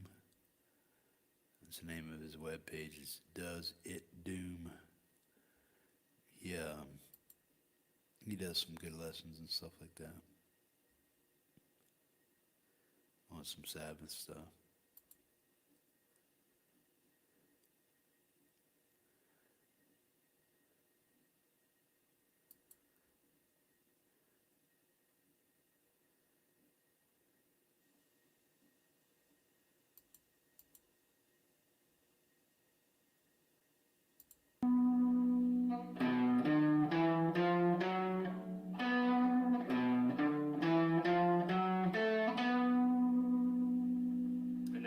The scale kind of repeats itself.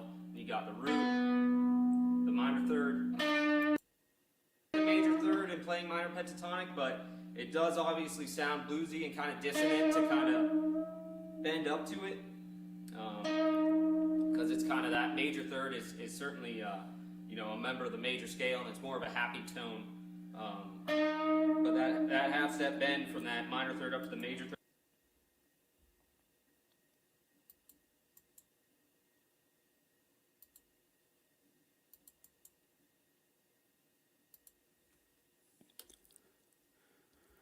There's a Steve Reese link if you want to check that out.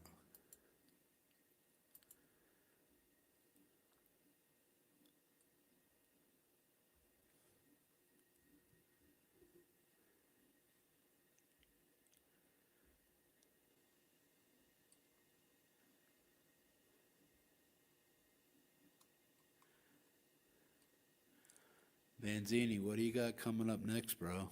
What's on your agenda for pedals and stuff? Besides the new one you just did?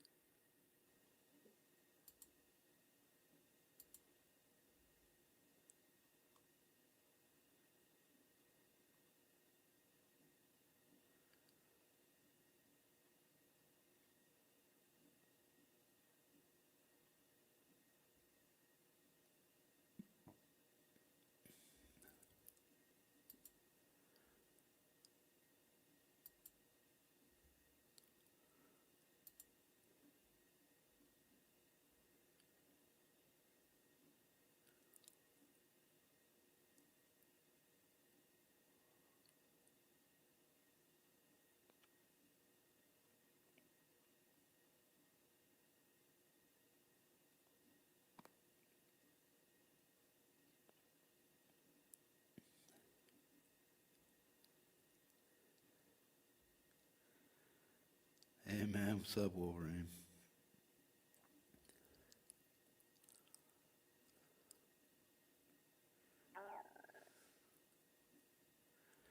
Just getting ready to shut it down, but if you want to hang out for a little while, I got no problem doing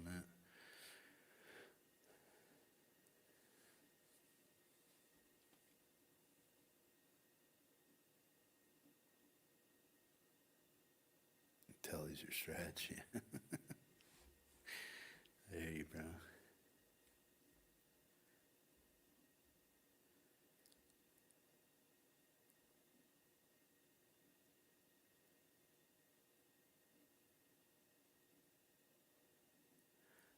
Cool.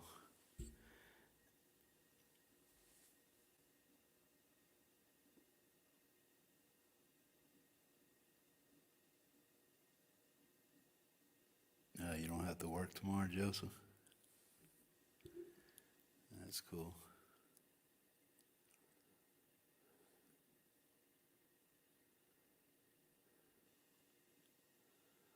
Hey, what's up, you? Everybody's popping in now.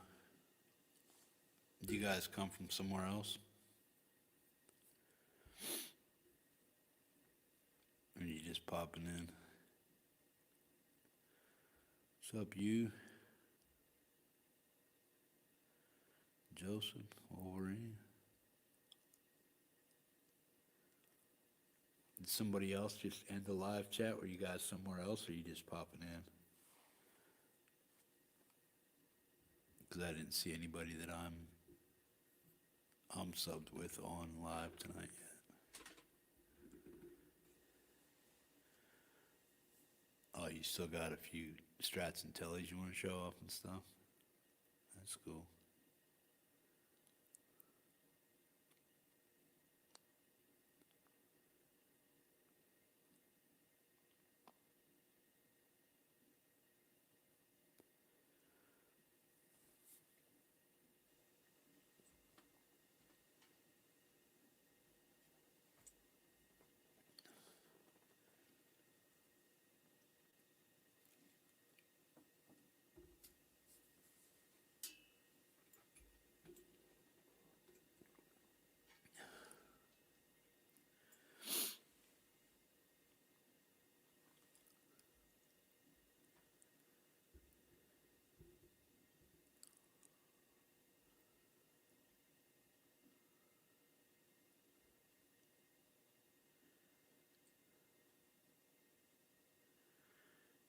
You got any vids and stuff you want to share? You got anything coming out?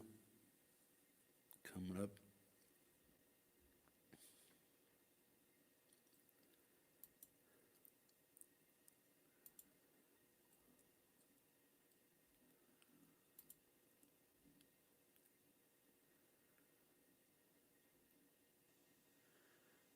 The last time you uploaded something was 8 years ago, bro. It's alright, man. Do-do-do-do-do.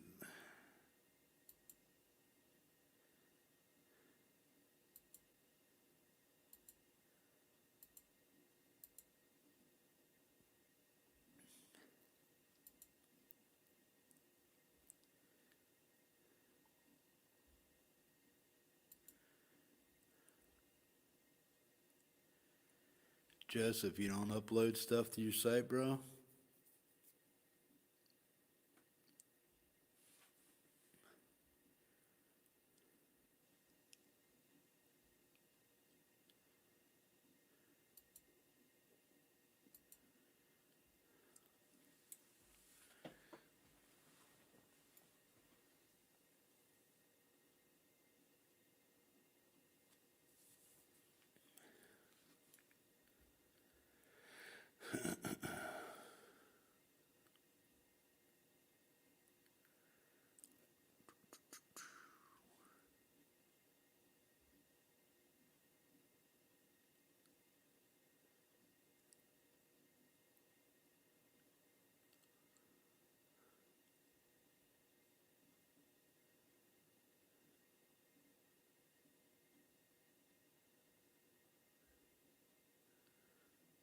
That's no problem, bro. Who are you watching?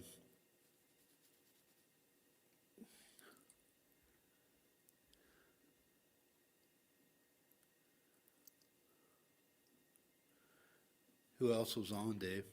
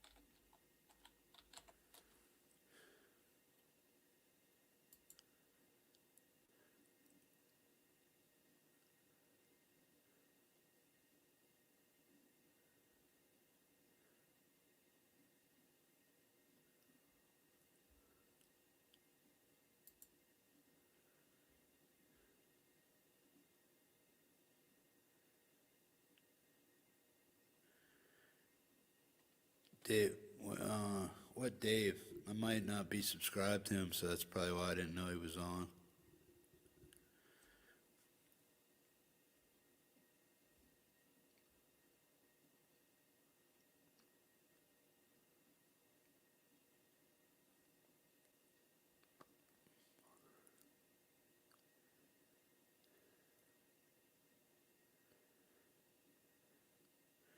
Which Dave are you talking about?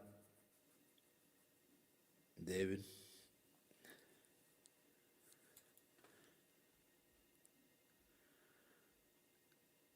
I just seen one of those Diasperantas on sale on Craigslist here in Alaska. It's kind of a 335 looking thing.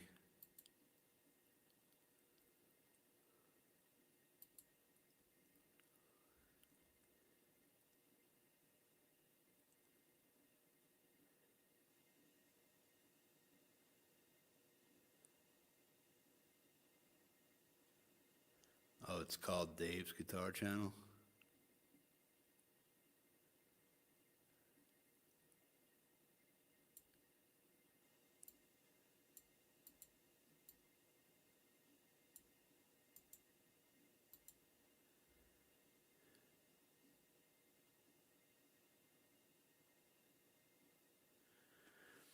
Oh, no problem, bro. Are you a player? I mean, do you play guitar and stuff?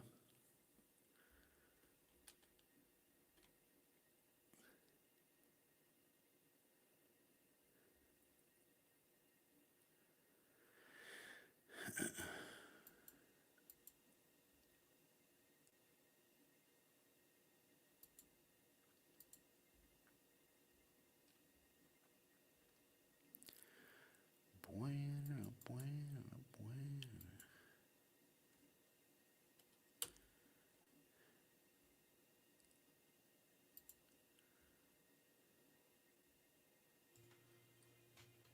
Hey, welcome to Dave's Guitar Channel. Oh, okay. Yeah, I don't know why I didn't see anything about him. I just subbed to him the other day, so when he was on, I think he was on, whose channel was he on? Hacks, I think?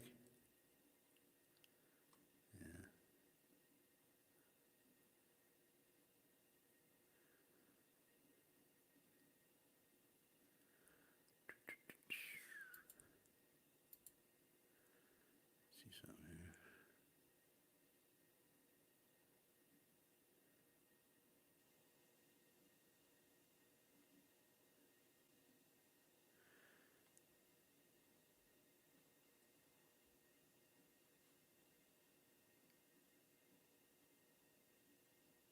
He didn't have anything live tonight, though, did he?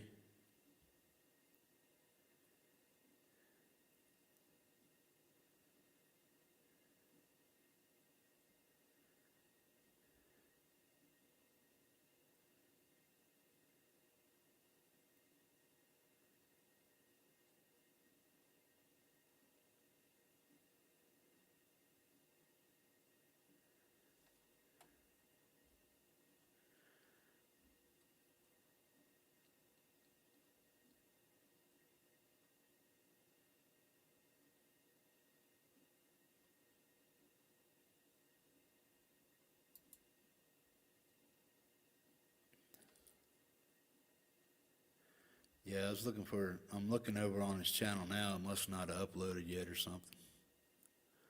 I see something he did 9 minutes ago, and that was a live stream. It was, let me see, 2 minutes. But that was only 2 minutes. It says it only lasted 2 minutes and 18 seconds.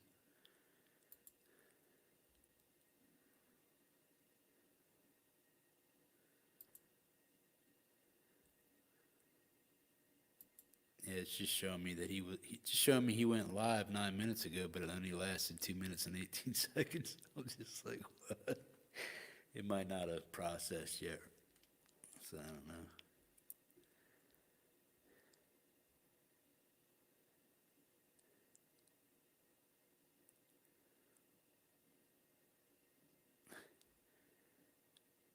No, it's a Diasperante guitar, I'm pretty sure. I can go look it up, but I thought I just saw it tonight because I was looking on Craigslist.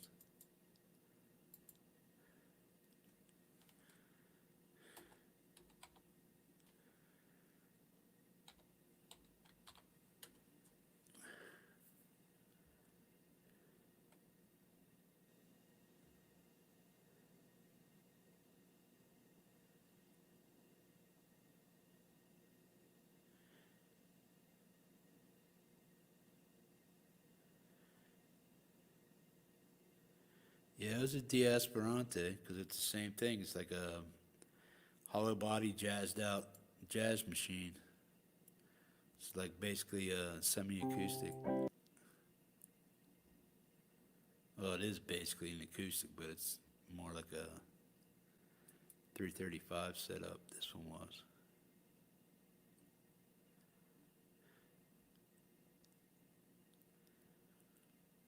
Yeah, I'm looking at images of them now. It's the same guitar that I saw today on Craigslist.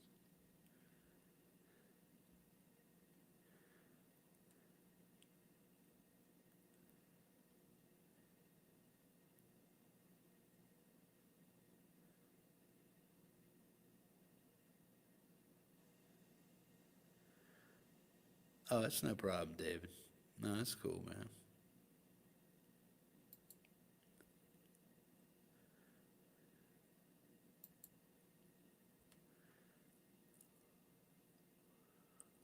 I'm just here to fill in the gaps, man. I mean, if somebody wants to pop in, that's cool. Subscribe, that's even better. You know, I just try not to, whenever I go live, I just try not to, of course I want people to come and watch me, but I don't want to be in competition with somebody else either, or step on somebody else's toes, you know, especially if I'm subscribed to them. So I try to give people that basically claim a time spot, their time to do their thing and stuff, and I'll go on afterwards. It don't matter to me. You know, I'm not here for a popularity contest or anything like that. I'm just here because I want to be here. I like talking to you guys, learning new stuff. I like to give people an opportunity to have a place to hang to talk about gear. You know, especially when there's like a void in the community and there's nobody on live. I don't have a problem filling that void up.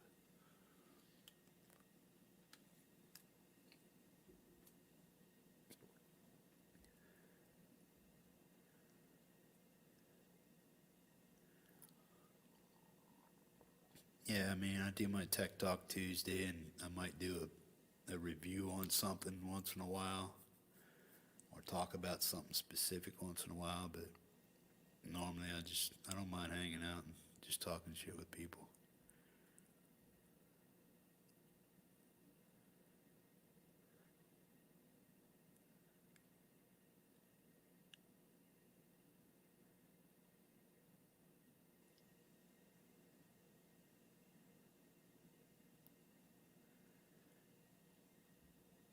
See, now you make me want to go find that guitar now, Vanzini.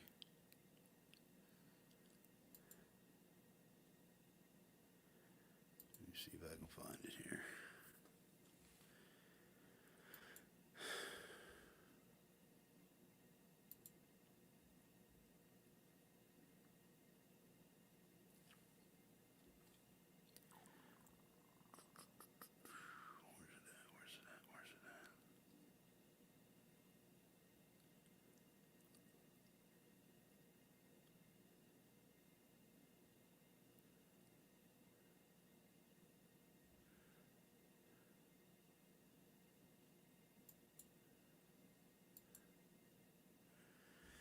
See if it's still in here.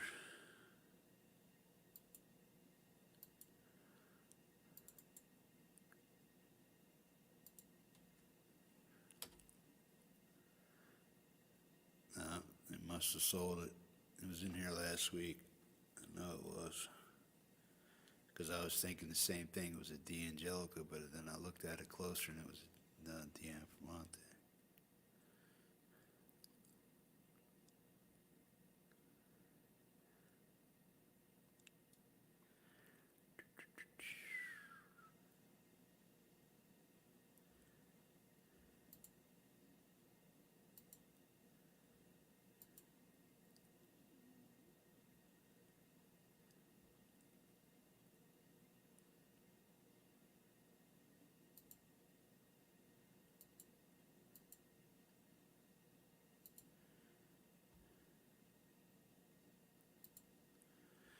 Yeah, it's gone, bro.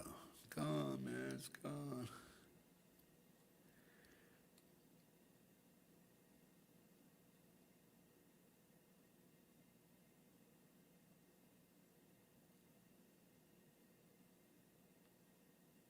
Guild guitars.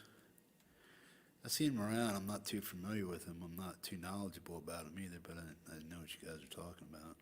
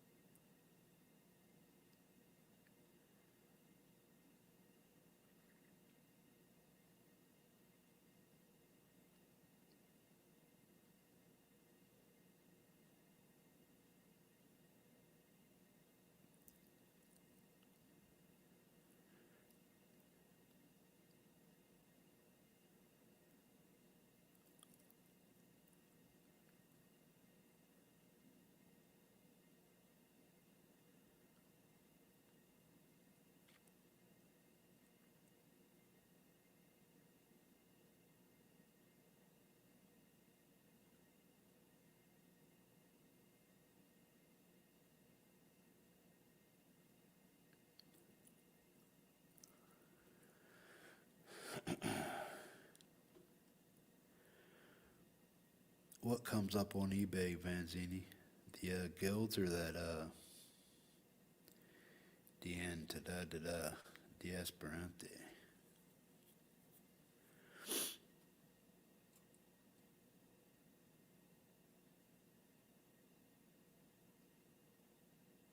Rival Gibson back in the day.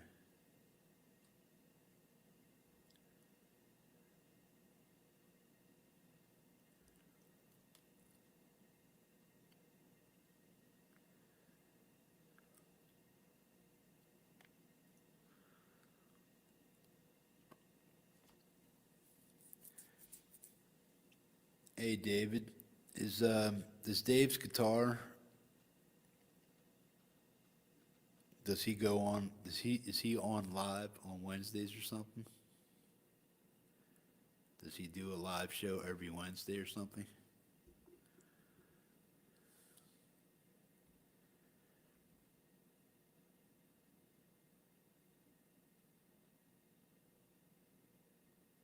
Okay.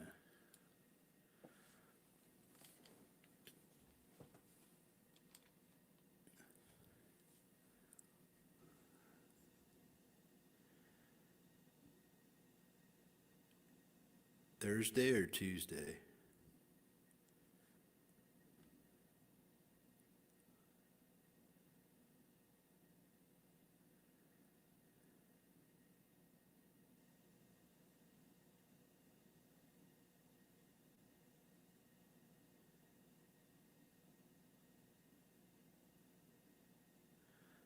Okay.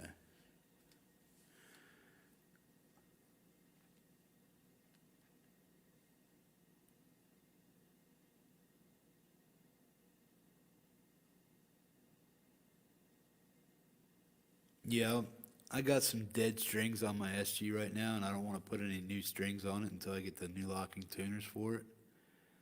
I just ordered them from Amazon. So as soon as I get them from Amazon and stuff, I'll probably be playing it. Yeah, but I do jam, or I'll play some stuff that I know how to play, because I don't call myself a guitar player. I just mess around on guitar. Basically self-taught, and I know what I know, and I play what I know. And some people see the progress in my playing since they see me start playing guitar. But yeah, I do chug and riff around every once in a while. If you go back and watch Saturday night or Tuesday Tech Talk, or the hangout after that, just yesterday, I'm doing some chugging in one of those. I forget. I don't know if I chugged in both of them or not, but I did some what I consider my playing in them, but nothing really specific. Or I try not to play things that I actually know from other artists. I just chug around and try to learn things as I go, even when I'm live, So it's like I make up and pick up new techniques as I play every time I play. So, and then I just try to apply it to the next time that I play live or something like that.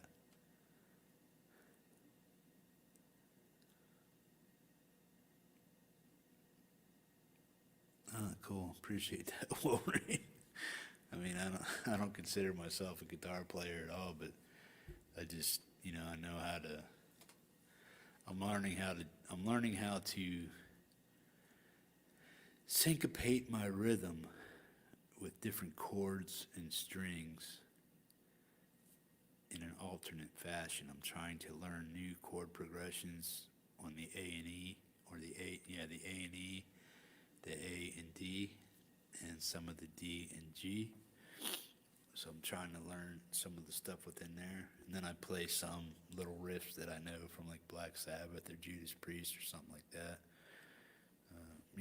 Just little stuff like that. But yeah, if you check out some of that, if you check out Tuesday's Tech Talk, and just scroll down until you see me starting to play guitar. So if you see my silver guitar in my hands, then I'm actually playing. But if you don't want to watch the whole video, just forward fast the video until it gets to the guitar playing part. Then you can just watch, and then from there on, I'm just riffing off and on. Yeah, I've played in, I've riffed around in other videos of mine, but you'd have to look for them, I guess, or have to watch the whole thing.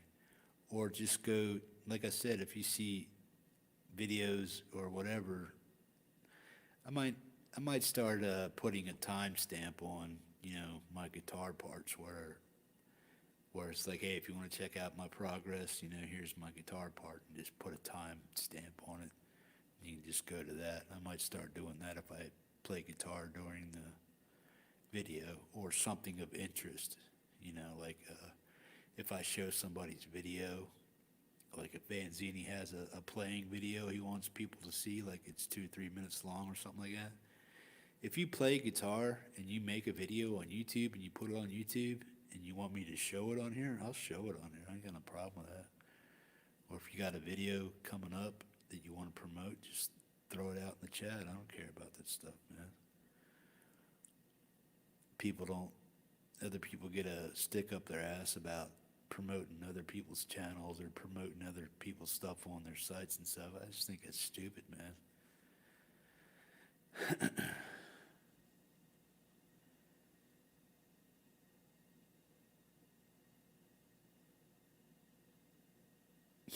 David says I'm a player. I appreciate that, bro. I don't know. I'm trying to learn. I really am trying to learn. But I just mimic a lot of stuff that I hear, and I try to make up stuff as I go if I can. But yeah, I'm not going to say that I don't know how to play certain things on guitar, but there's much. I'd say, in my opinion, as far as where I'm at as a guitar player, I'm if I go from 1 to 1,000, from 1 to 100, I think I'm probably maybe 20% a guitar player. I'm getting close to 30% of a guitar player, but I gotta learn a lot of different things yet. And I think as soon as I unlock them, I'll be able to do a lot more on the guitar. And then I'll be like 30 to 40% a player, where I'll be able to come up with stuff on the fly, and I'll know where it's at on the fretboard, but I still have a lot to learn about the fretboard. And once I learn more fretboard mechanics and where things are at in correlation with everything else, then I think I'll start becoming a guitar player. But right now I'm just trying to figure it all out. But I appreciate the kudos on my playing, man. It means a lot that you guys notice that I picked up a little bit on my skill level and stuff.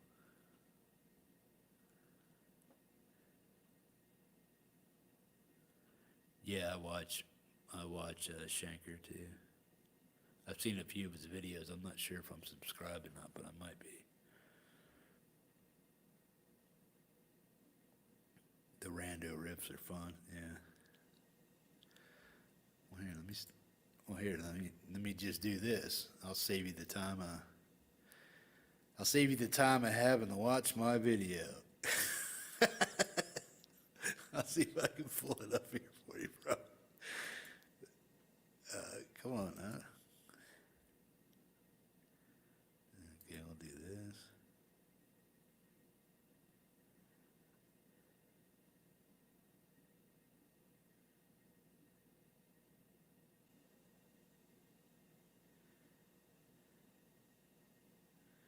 Oh, I am playing. When the hell did I pick it up?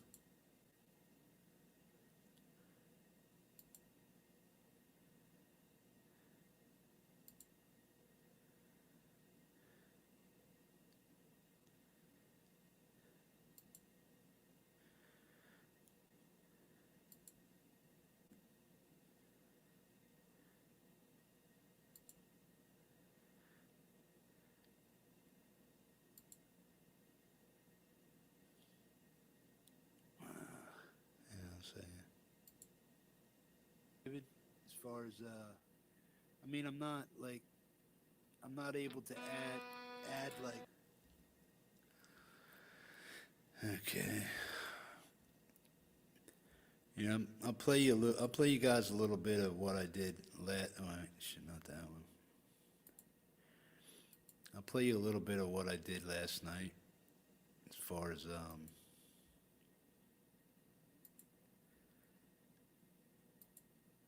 what I was doing. I'll see if I can skip through it too to get to the parts of me riffing around.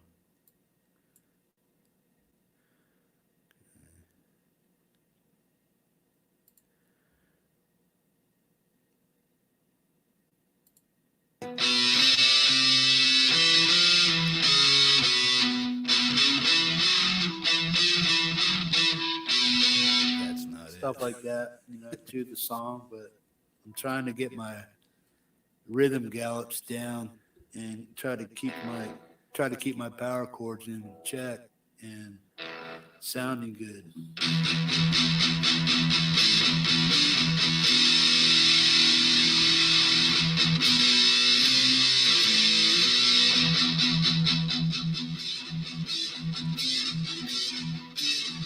Yeah, I fixed that sound later on in the video.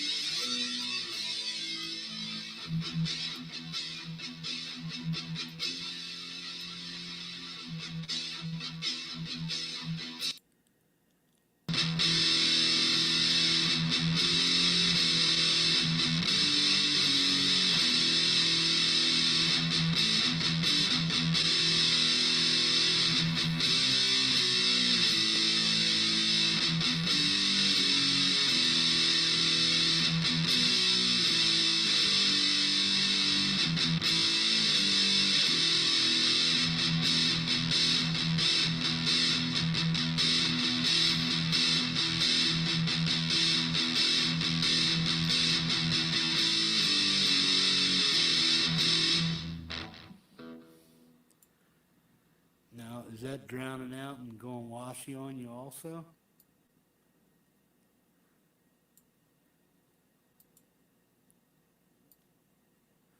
Pretty sure I got this damn thing plugged in, right?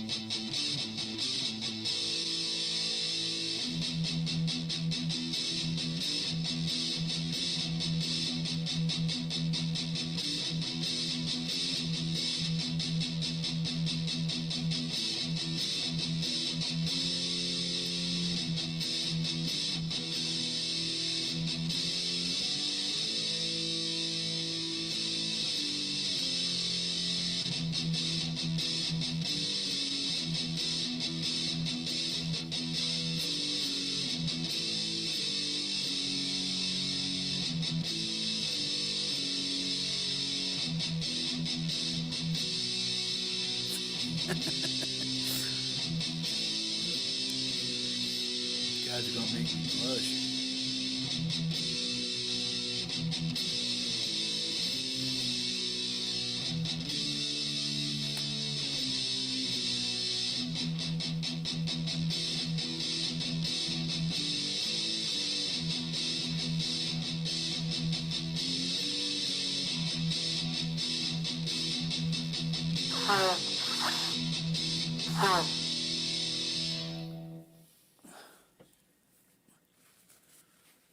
Oh, cool. Does it sound better now?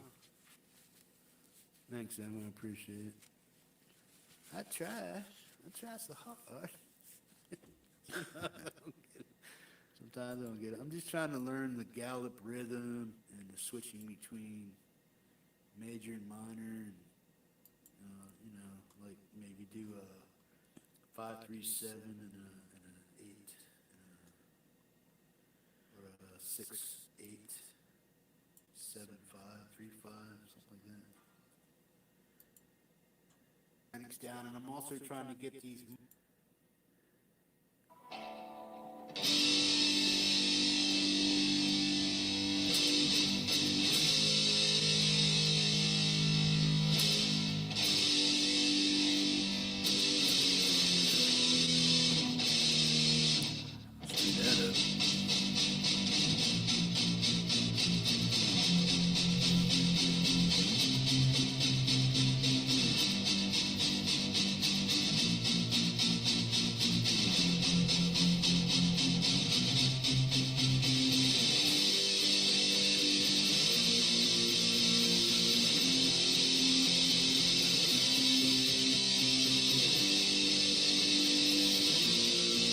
Somebody told me if you shake your head and move your body to the rhythm, it helps you keep better rhythm.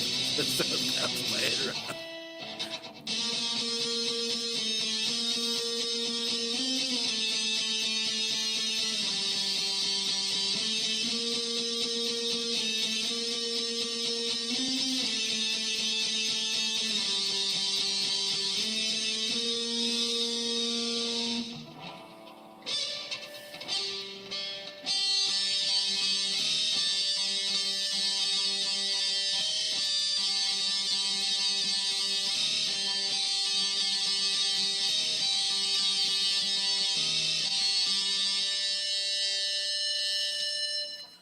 I think it's because I got my delay up too high.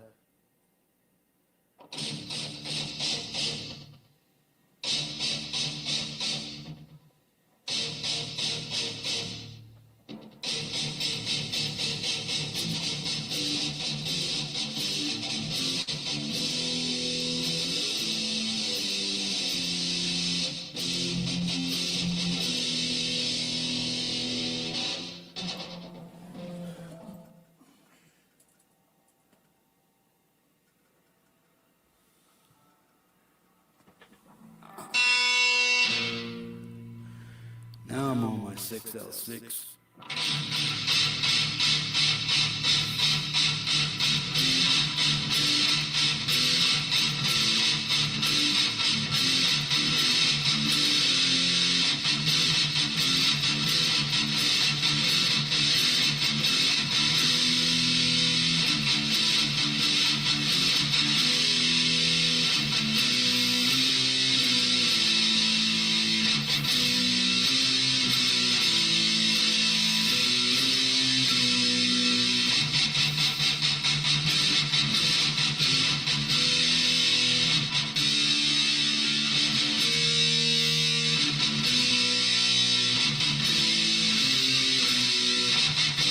Same way, Wolverine, when I got eyes watching me and stuff, or I'm trying to record something, I screw it up instantly. But if I'm just sitting down and I have the camera on, I'm not really paying attention to Something it, coming up, man. I can normally throw out a riff or so. I hit the like button. Oh, thanks, Emma. Appreciate it.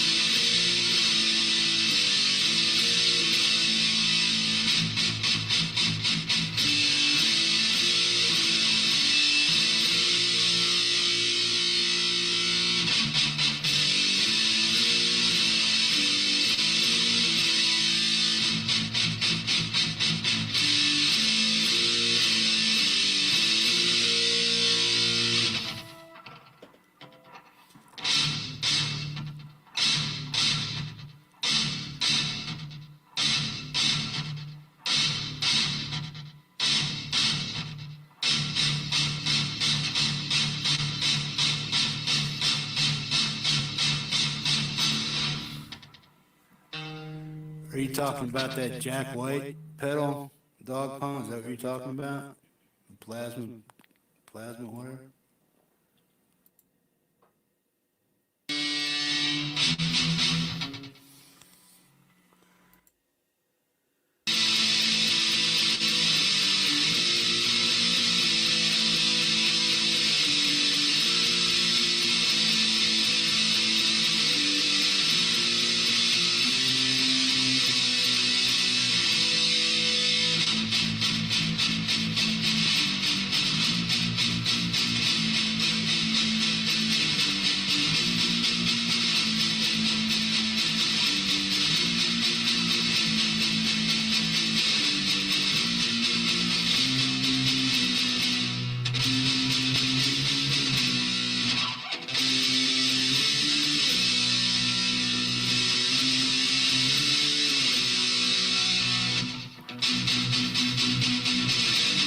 See there, I'm just trying to make up shit as I go.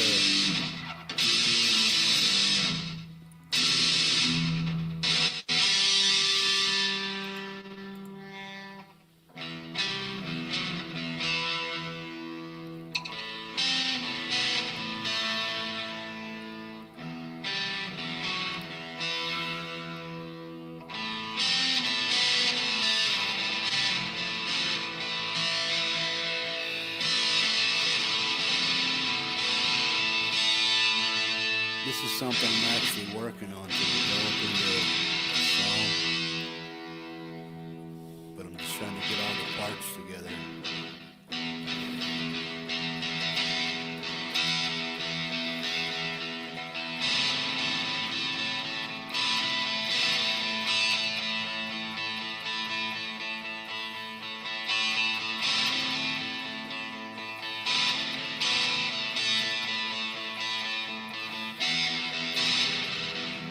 Man, that shit, right, bro?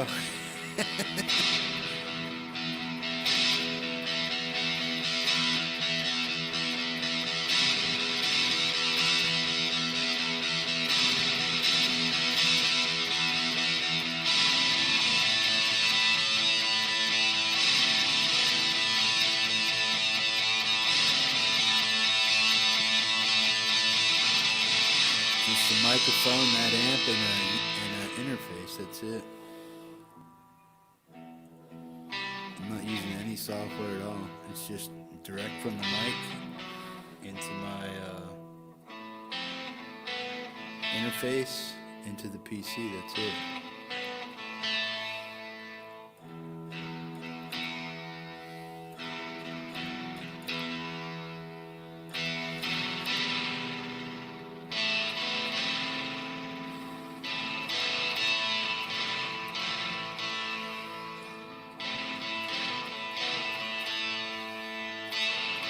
This right here, I'm trying to make this into somewhat of a song.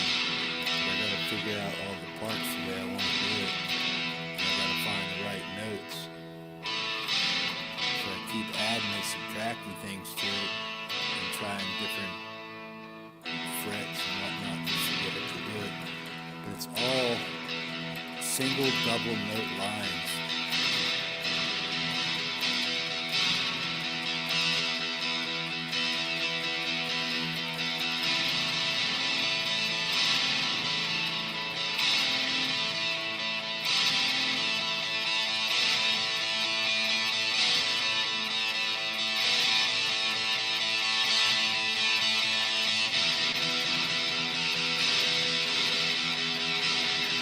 Trying to figure out what progression I want it to actually be, how long each part is, and I need to figure out what each part is going to be. So this is something I've been noodling around with for like 2-3 months, trying to figure it all out.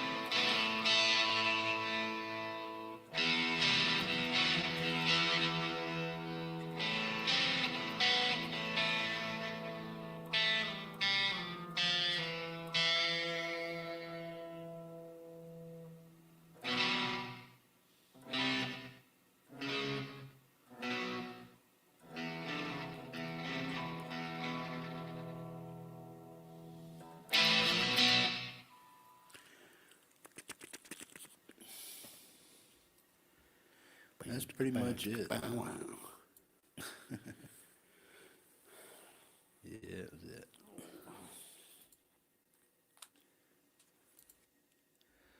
But that last part of that, not that whole thing that I was playing there with that, just that, da-na-na-na-na-na, that's the main part of it. And that's just, what is it? Open E to the A9 or A10, then open, and it's all open E, and then I just move it down to the open A and fret the 10, 9, and 7, I believe.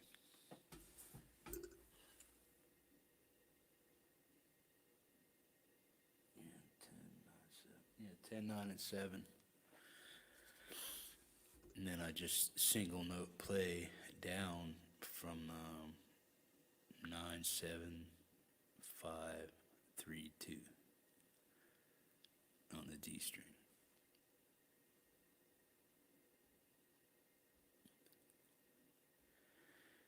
Dude, that's a bummer about your health and stuff, man. I know that's gotta suck, having your arm in a sling too, especially when you're a guitar player, man. I was saying stuff like that last night too about I'm starting to become, because I like playing guitar and I'm basically a quasi carpenter around my house. So I build things all the time. So I'm like, now I'm becoming more aware of what I do with my hands and my fingers. So, like, especially when I'm opening and slicing boxes or nailing and pounding and screwing and doing all this other shit, handsaw, jigsaw, chop saw, skill saw, all that shit, man. I'm watching my hands and fingers, my power tools and stuff. I'm always watching what I'm doing with my fingers and stuff now, so I'm not screwing them up, or banging them with a hammer or cutting them with a box cutter. Especially when I'm opening packages and I'm cutting meat or something like that. I'm really like stupid careful anymore with what I'm doing with my fingers. And my wrist, because I don't want to mess up my wrist either. So, yeah. People want, dude, why are you a pussy, man? Why don't you want to do this? Well, dude, it's like they don't understand. You gotta. If you play guitar, you have to protect your fingers, and that requires us not to volunteer for certain things to do. Like wrenching on a car. If your wrench slips off a nut and you bang your hand against the engine block, or you smack your finger on something, it's like, no, we just don't do that kind of stuff anymore. We try to shy away from it as much as possible. And some people understand that, some people don't,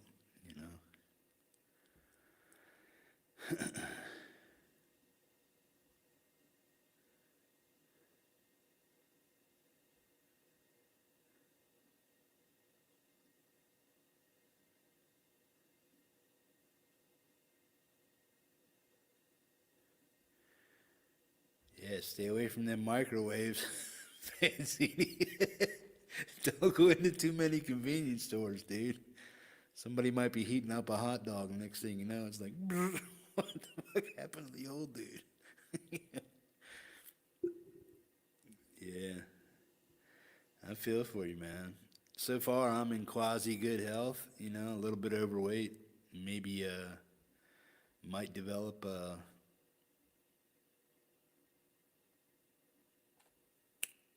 diabetes or something like that, but hopefully I don't, you know.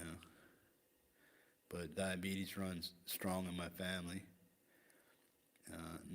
Not cancer so much. I mean, there has been types of cancer in my family that have been curable, or like my sisters or aunts, and my one aunt had melanoma. She passed away from that.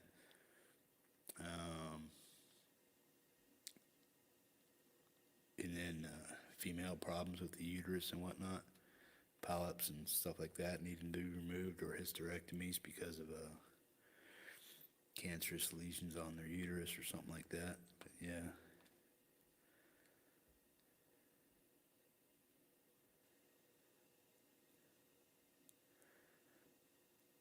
Well, that's kind of a good thing, dude. You don't have to use your weed blower, your leaf blower anymore. Good, you get out of work, bro. Oh, hey, man, can you help me out with this? I'm kind of like, my arm's in a sling, dude. You know what I mean? Gotta milk that shit while you can, bro. Hey, dude, I only got one leg, right? So sometimes I play the handicap. I use the handicap card every once in a while, man. I mean, when you're getting older, and it's like, oh, shit, let the young kids do it. Normally, when I went into a grocery store or something was out of my reach, I'd put my clutch up there and smack it off the shelf, man. Bloop. Now it's like, hey, bud, you mind grabbing that for me up there? Oh, no problem, sir. So you get the sir treatment, and then no problem, sir. Anything else I can help you with, sir? Do you need me to get that for you, sir? Do you need help with that? Hey, go ahead, man. What the hell, you know? Back when I was a younger crippled dude, because I've been without a leg longer now than I've been with two legs. So I lost my leg when I was almost 20, right before I turned 24.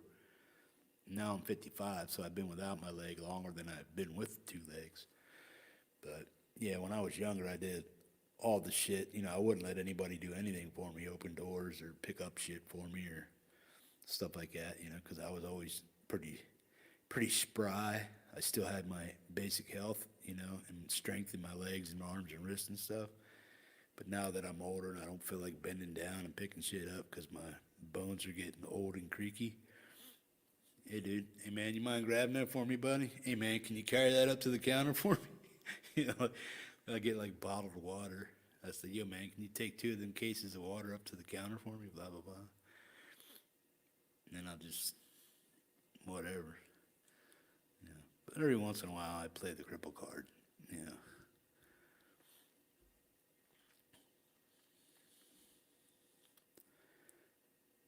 And because I went to Walmart and my shoulder was giving me kinky problems that day, I normally push a cart and I use my armpit to pull the crutch forward, but I hold the cart with my left arm and then I walk, and then I just keep the crutch underneath my armpit and I sling it forward, you know, just with the inertia. And I usually walk through the store, through Walmart like that. But lately my shoulder's been acting up. My shoulder here will slip out every once in a while. But now I use those cripple carts. You know what I mean? The little racers you get in Walmart. They go about 2 miles an hour to piss you off. They go just slow enough to piss you off, but not fast enough to get yourself in trouble. But I've been using those in the store and shit too. There you go. Straight crip in the damn straight. I mean, original crip.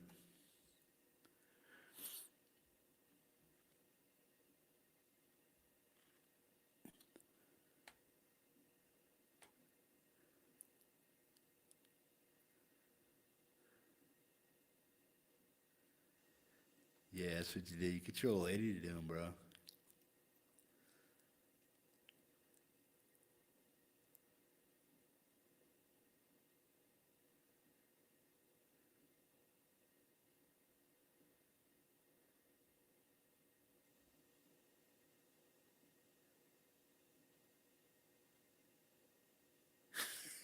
Turn the microwave on and leave the room right away. Yeah. Don't get any wireless. Don't get any wireless guitar stuff either, Vanzini. The shit that flies around in the airwaves might screw you up too, bro. He was playing guitar and he just started going like this. He just started going. What happened? It's like, man, that fucking 2.4 megahertz fucking shit, man, made my shit jump. That'd be messed up, dude. One of your buddies is sitting there playing a wireless system and you're jamming out and sitting there watching him and shit. Next thing you know, you're like, and he's like, what the fuck's going on? And he starts playing guitar again and you're there. It's like, what the fuck? That'd be messed up, bro. Totally messed up. Adam Dizzy's in the house. We're in Buckethead.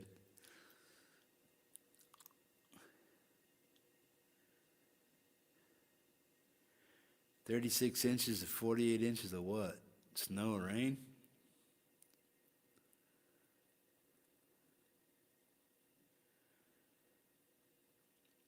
What's that, a wireless system, Vanzini?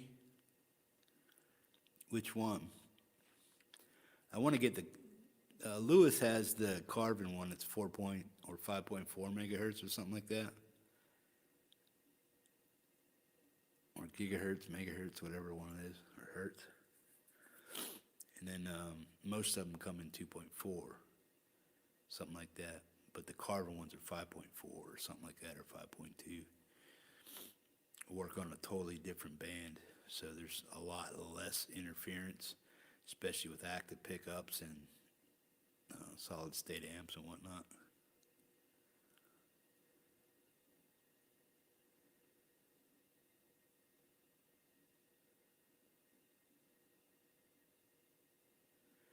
Yeah, I sold my X5 system. The buttons are a little cheap for me, the on and off buttons. They look like they're good, they're okay, but they're not. There are other things. I mean, even the Donner system that's out there is just as good as the X5.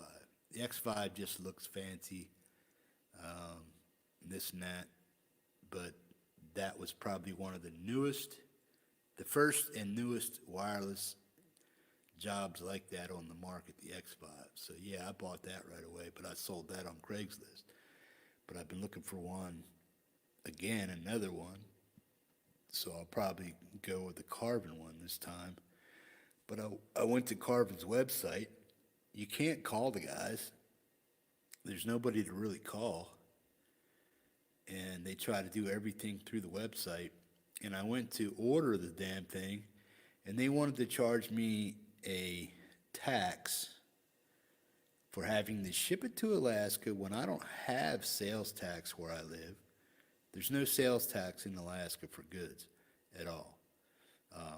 Inside Wasilla, yeah, but I'm not in Wasilla. I'm outside of Wasilla. I don't carry a Wasilla area code. I carry a Big Lake area code. But I live in Big Lake. So it's like, that doesn't apply to me when I'm buying stuff, because I always use my Big Lake zip code, not the 654. I use the 23 or the 22. So it's like, yeah, don't apply. So they wanted to charge me some type of weird tax that was $60. They said it was refundable, but then when you go to check out, it charges you the full amount. It doesn't say anything else about the refund, or like once this clears within 2 to 3 or 2 to 10 business days, your money, your $60 or whatever will be refunded to you. Doesn't say anything about that. And then I sent them an email explaining that, and I'm saying, well, why does it do that? And they couldn't even tell me. So they said, here, try this link and go ahead and order it through this link right here. And this was from Carvin sent me this. So I did that, did the same damn thing, and then when I used that link, it charged me the $60 surplus tax or for something, and then it charged me $160 instead of $135, which is what it was going for on sale during the Black Friday thing, $130, I think. So it wanted to charge me over the original price, which was $149, something like that, and they wanted to charge me $160 plus the $60, so it was $220. Then he wanted to charge me shipping on top of that, which was 20 some bucks. So I was looking at I can't remember, $240 bill. I'm like, what? For a $130 product? You're screwing me. And nobody from Carvin could tell me what the hell was going on. So short of asking Lewis, short of putting money in Lewis's PayPal account and saying, Lewis, here, man, I'm going to give you the money. Order these things for me, and then just ship them to me to Alaska. He might do something like that for me. But they were really trying to hang me on that one.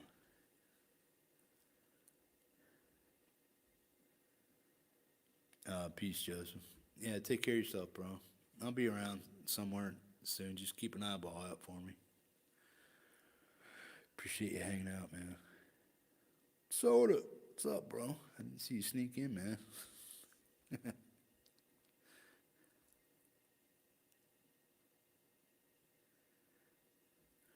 Yeah, we got like 8 inches the other day.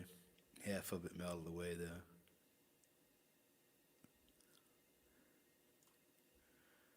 What's going on, bro?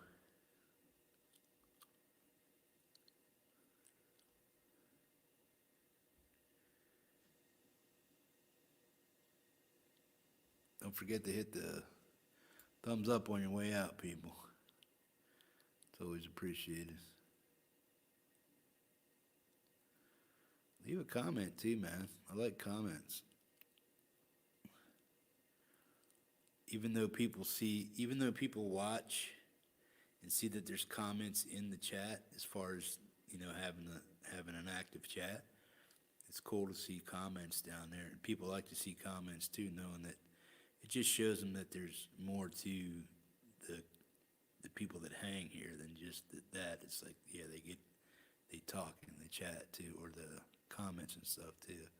Because that's one of the things that grab people into it is, when I go to somebody's site, I look at comments too. I look at what people are saying in the comments because I want to know about the guy and see if they actually like him, or if they're just constantly blowing smoke up the guy's ass or whatever, just to beef his page up, or if they actually genuinely learn something, or the guy's producing something that people actually want to watch. So that's part of the draw-in for me, is to watch and see if people are actually leaving comments on people's stuff, But whenever I go to anybody's site, 80% of the time I leave a comment, at least 80%. Even if I just visited somebody's site, I'll say, good stuff, bro, or, good stuff, keep at it, whatever, I'll just, hey, how you doing, or something like that. Always do that. It also helps the creator to know that people are actually watching and participating in their stuff, so that when other people come by and they say, well, let me check this hippie dude out and see what he's about, but if they don't see any comments down there or anything like that, and I know you can't leave any right now, but until after the video renders and comes live and comes, on YouTube, I know you can't do that. But after the video renders, maybe the next day go back to hippie site and say, hey, leave a comment, hey, nice hang last night, dude, or something like that. And, it really helps.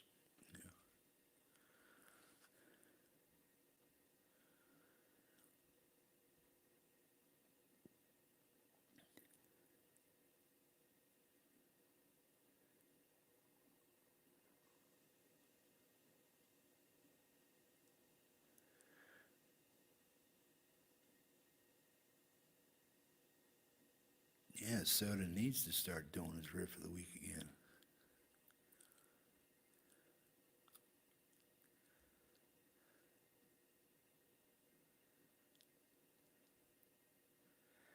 Yeah, that's what I told him, man. So what the fuck you doing, bro? Get your riff of the week going again.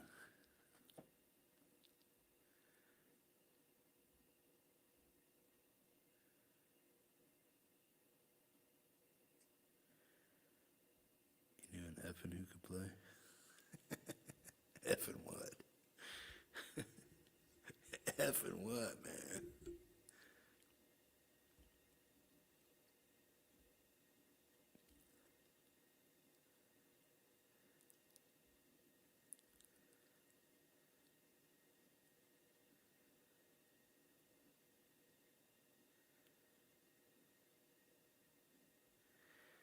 Yeah, I played a few of Soda's riffs on here.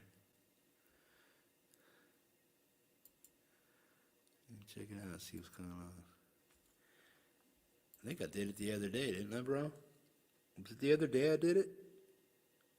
Pretty sure it was. I think I put some of your videos up the other day.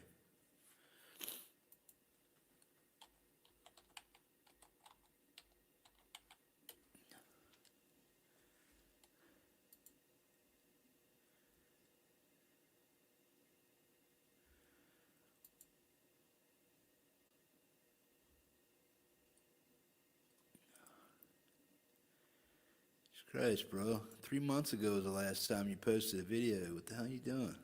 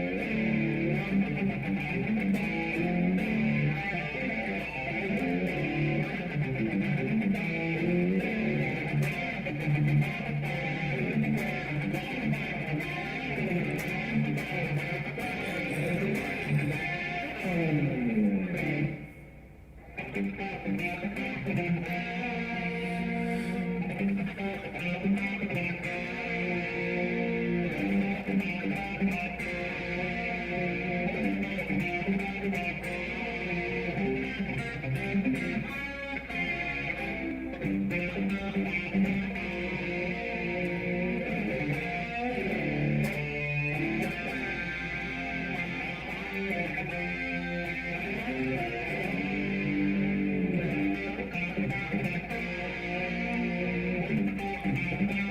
amp, bro.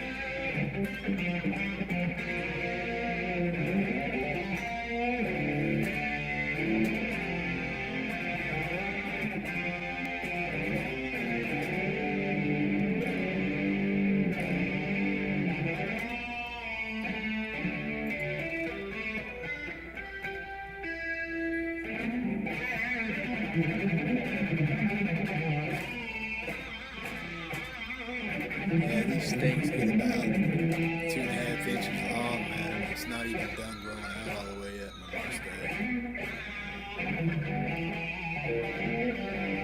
By the time this thing is done, it'll have hairs that come out to here and shit. Unless, of course, I keep trimming them back and stuff.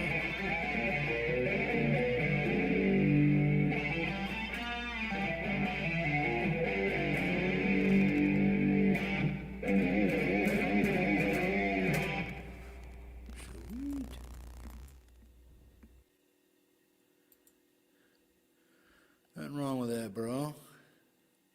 You need to start riffing again there, man. 3 months since you put out a riff? That ain't cool, bro.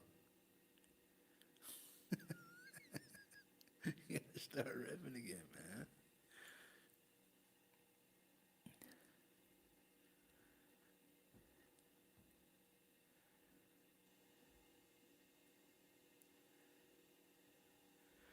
See, I couldn't even tell you that shit. Wolverine pentatonic is the root of the third, fourth, and fifth, and seventh. Fuck if I know. I mean, I don't know any of that shit. I mean, I should probably just dive into learning stuff like really hard. If I did that, I could probably learn, but I got so much other shit I'm occupied with, you know, my time-wise, you know. But if I focused on pentatonic riffing, blues riffing, and stuff like that, and tying it into the actual power chord riff stuff and the chugging, that's where I want to be. I want to be able to combine all those things, and I can't do that yet. I just can't do it yet. I'm learning, but I can't do it.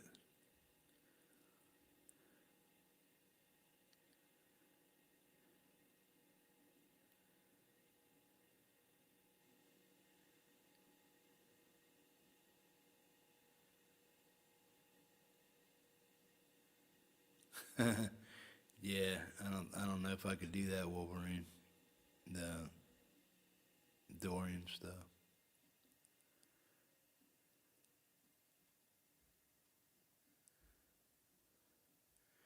Yeah, you be slacking all right, dude.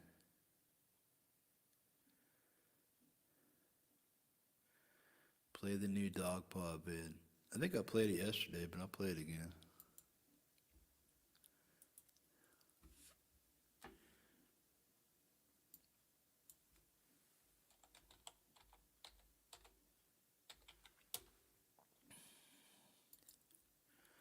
The Dorian Jam? Is that the one you want to hear?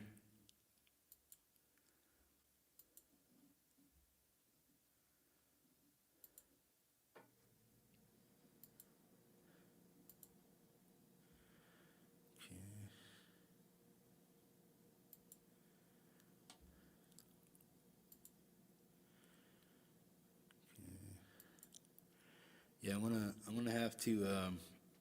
I want to go another 20 minutes for a solid 3 hours. So I'll hang out until then, man.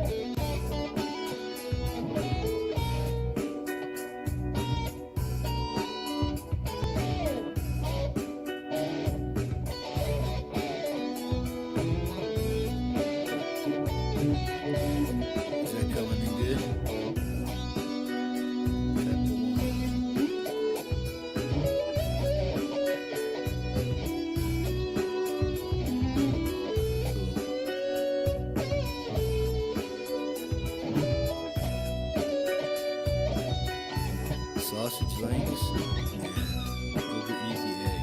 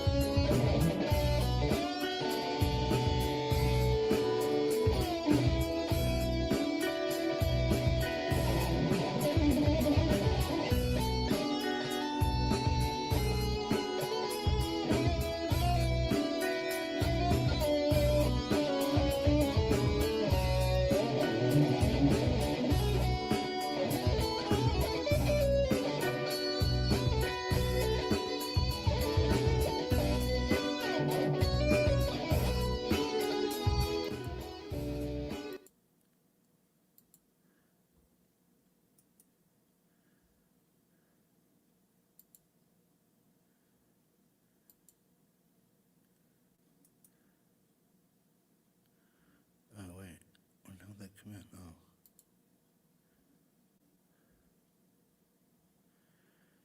Now, is this going to get me a copyright?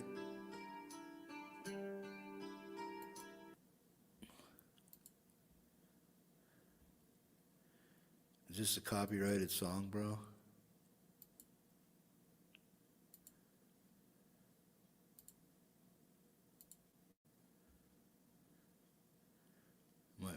I'll play a little bit of it, and then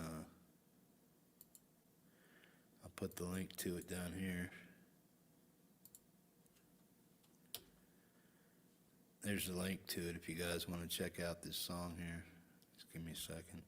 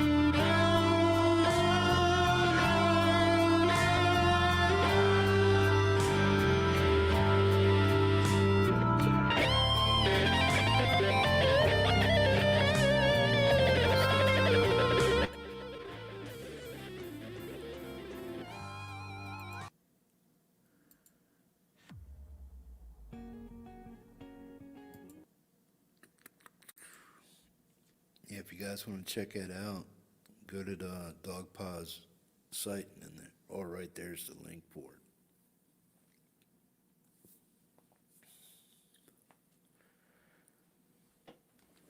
South England, yeah. Yalla, man.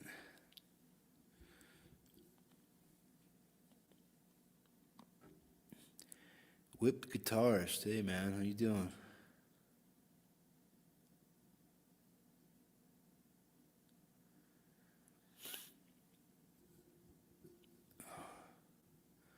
I don't know if I've seen you on here before, man. Welcome.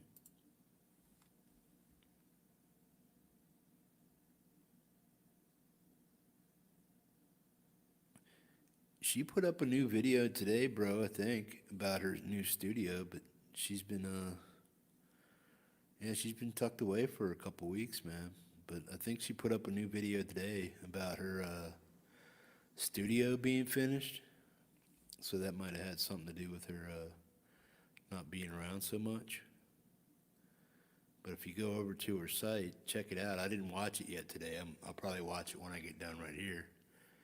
But catch up on some videos I didn't watch earlier because I've been live. This is the second time I've been live today. So I was live earlier. Fuck, I forget, but you'd have to go back. Oh, yeah, I did Fruitcake Tony sent me a couple pics. Oh, here, let me get those out too. Ben finally got off his ass, mailed me my pics from Winter Nam. There's some Gravity pics in there, and Lawrence Petros, and Death by Audio. So he sent me about 10 or 12 pics from Winter Nam 2020. And then Fruitcake Tony sent me this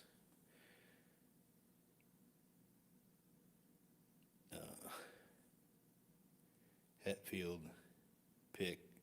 On the back side it says Hetfield. And then he sent me two of his other guitar picks. So yeah, I called it an unenveloping. So if you want to check that video out, you can check that one out too. I did that one earlier today. And then I stopped that one, made myself some dinner, my sausages and eggs over easy. And then I went and watched the live wires, and then after the live wires, about a half hour later, I started this one here, almost 3 hours ago now. So yeah.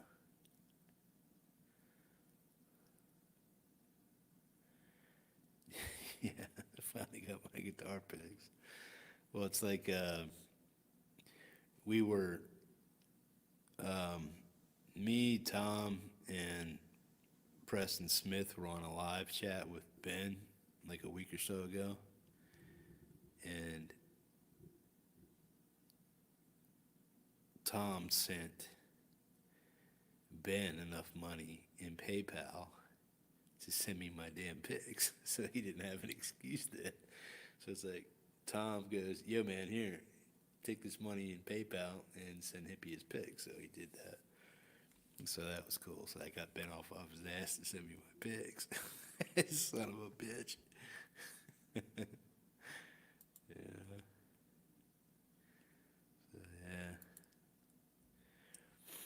So yeah, I finally got some pics. I got some Gravity pics in there, and there's one in there that I probably won't ever play with, and it's called Death by Audio.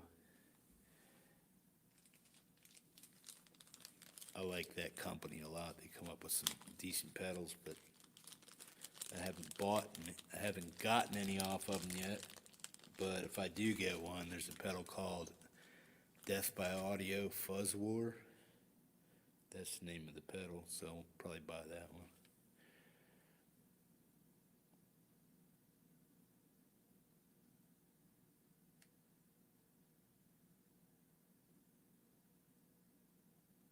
It's pretty thick. It's probably like 2 mil.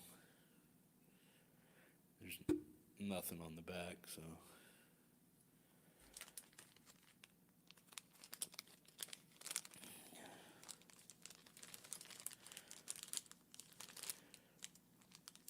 I thought he was gonna send me like 50 pics or try to get me like 50 pics from them, but he said there wasn't a shitload of vendors passing out pics this year.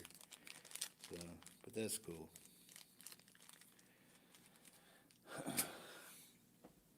I got him.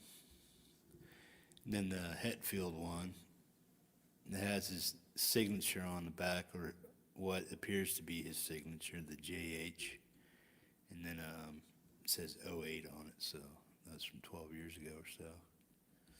Whatever show they were doing then. And that's what Tony sent me.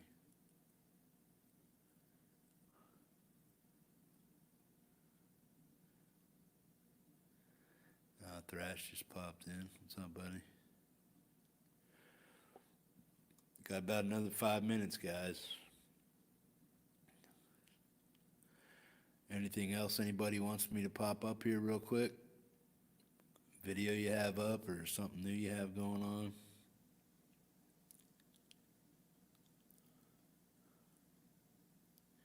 Yeah, vendors caught on the bend. That sucks for me though, right?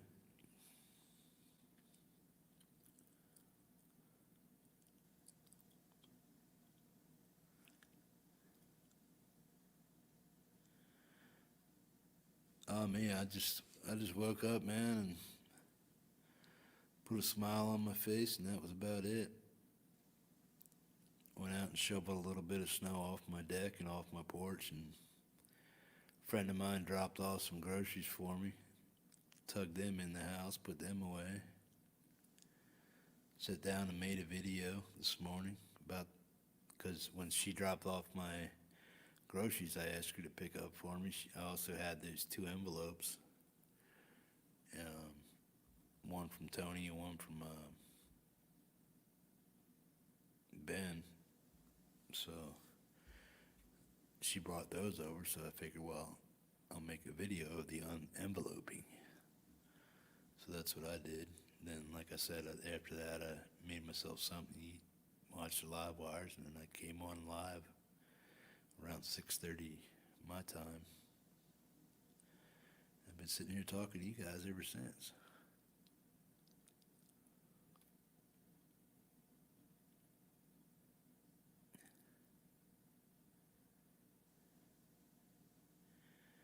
Can I pop up? Can you pop up my video? What is your video, bro? Hang on a second. What video are you talking about? You're not gonna porn video me, are you? Or show me a waxing vagina movie? A tutorial on how to wax a vagina? You know they got them on YouTube, right?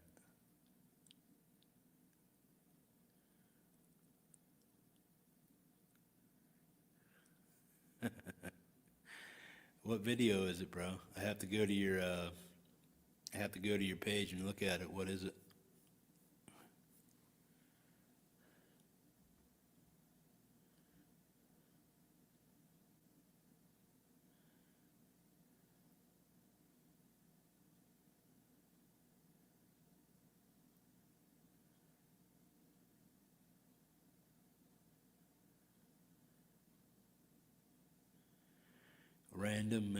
Random Metal Experimental. That's the name of the video.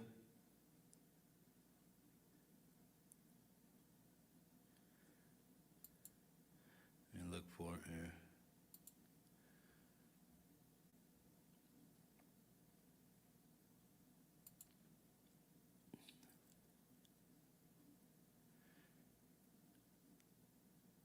Experimental random metal. Check it out here. Yeah, give me a second, bro.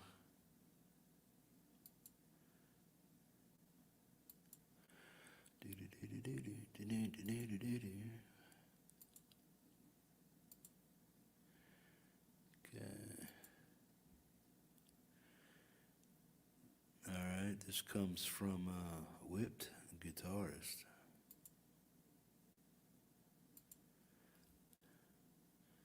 See what's going on here.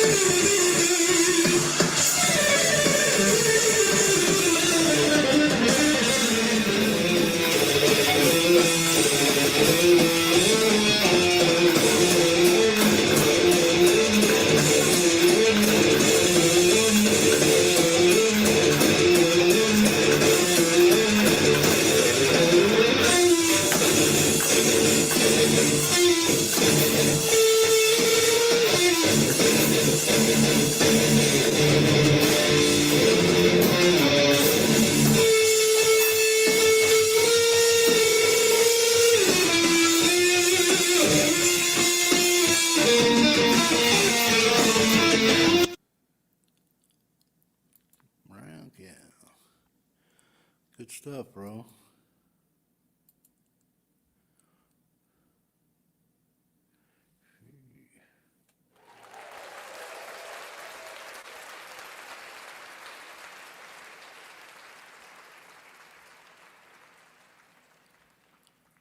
Yeah, man. Good stuff, man.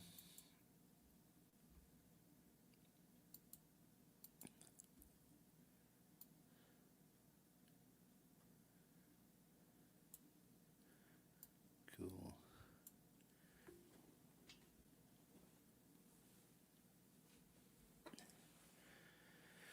Yeah, guys, the hippie's gonna head out here. It's getting a little late for this old guy. I appreciate everybody stopping by. Make sure you hit that like, share, and subscribe button on your way out. That's always appreciated, man. Peace to you guys. New guys, Whip Guitars. Keep coming back.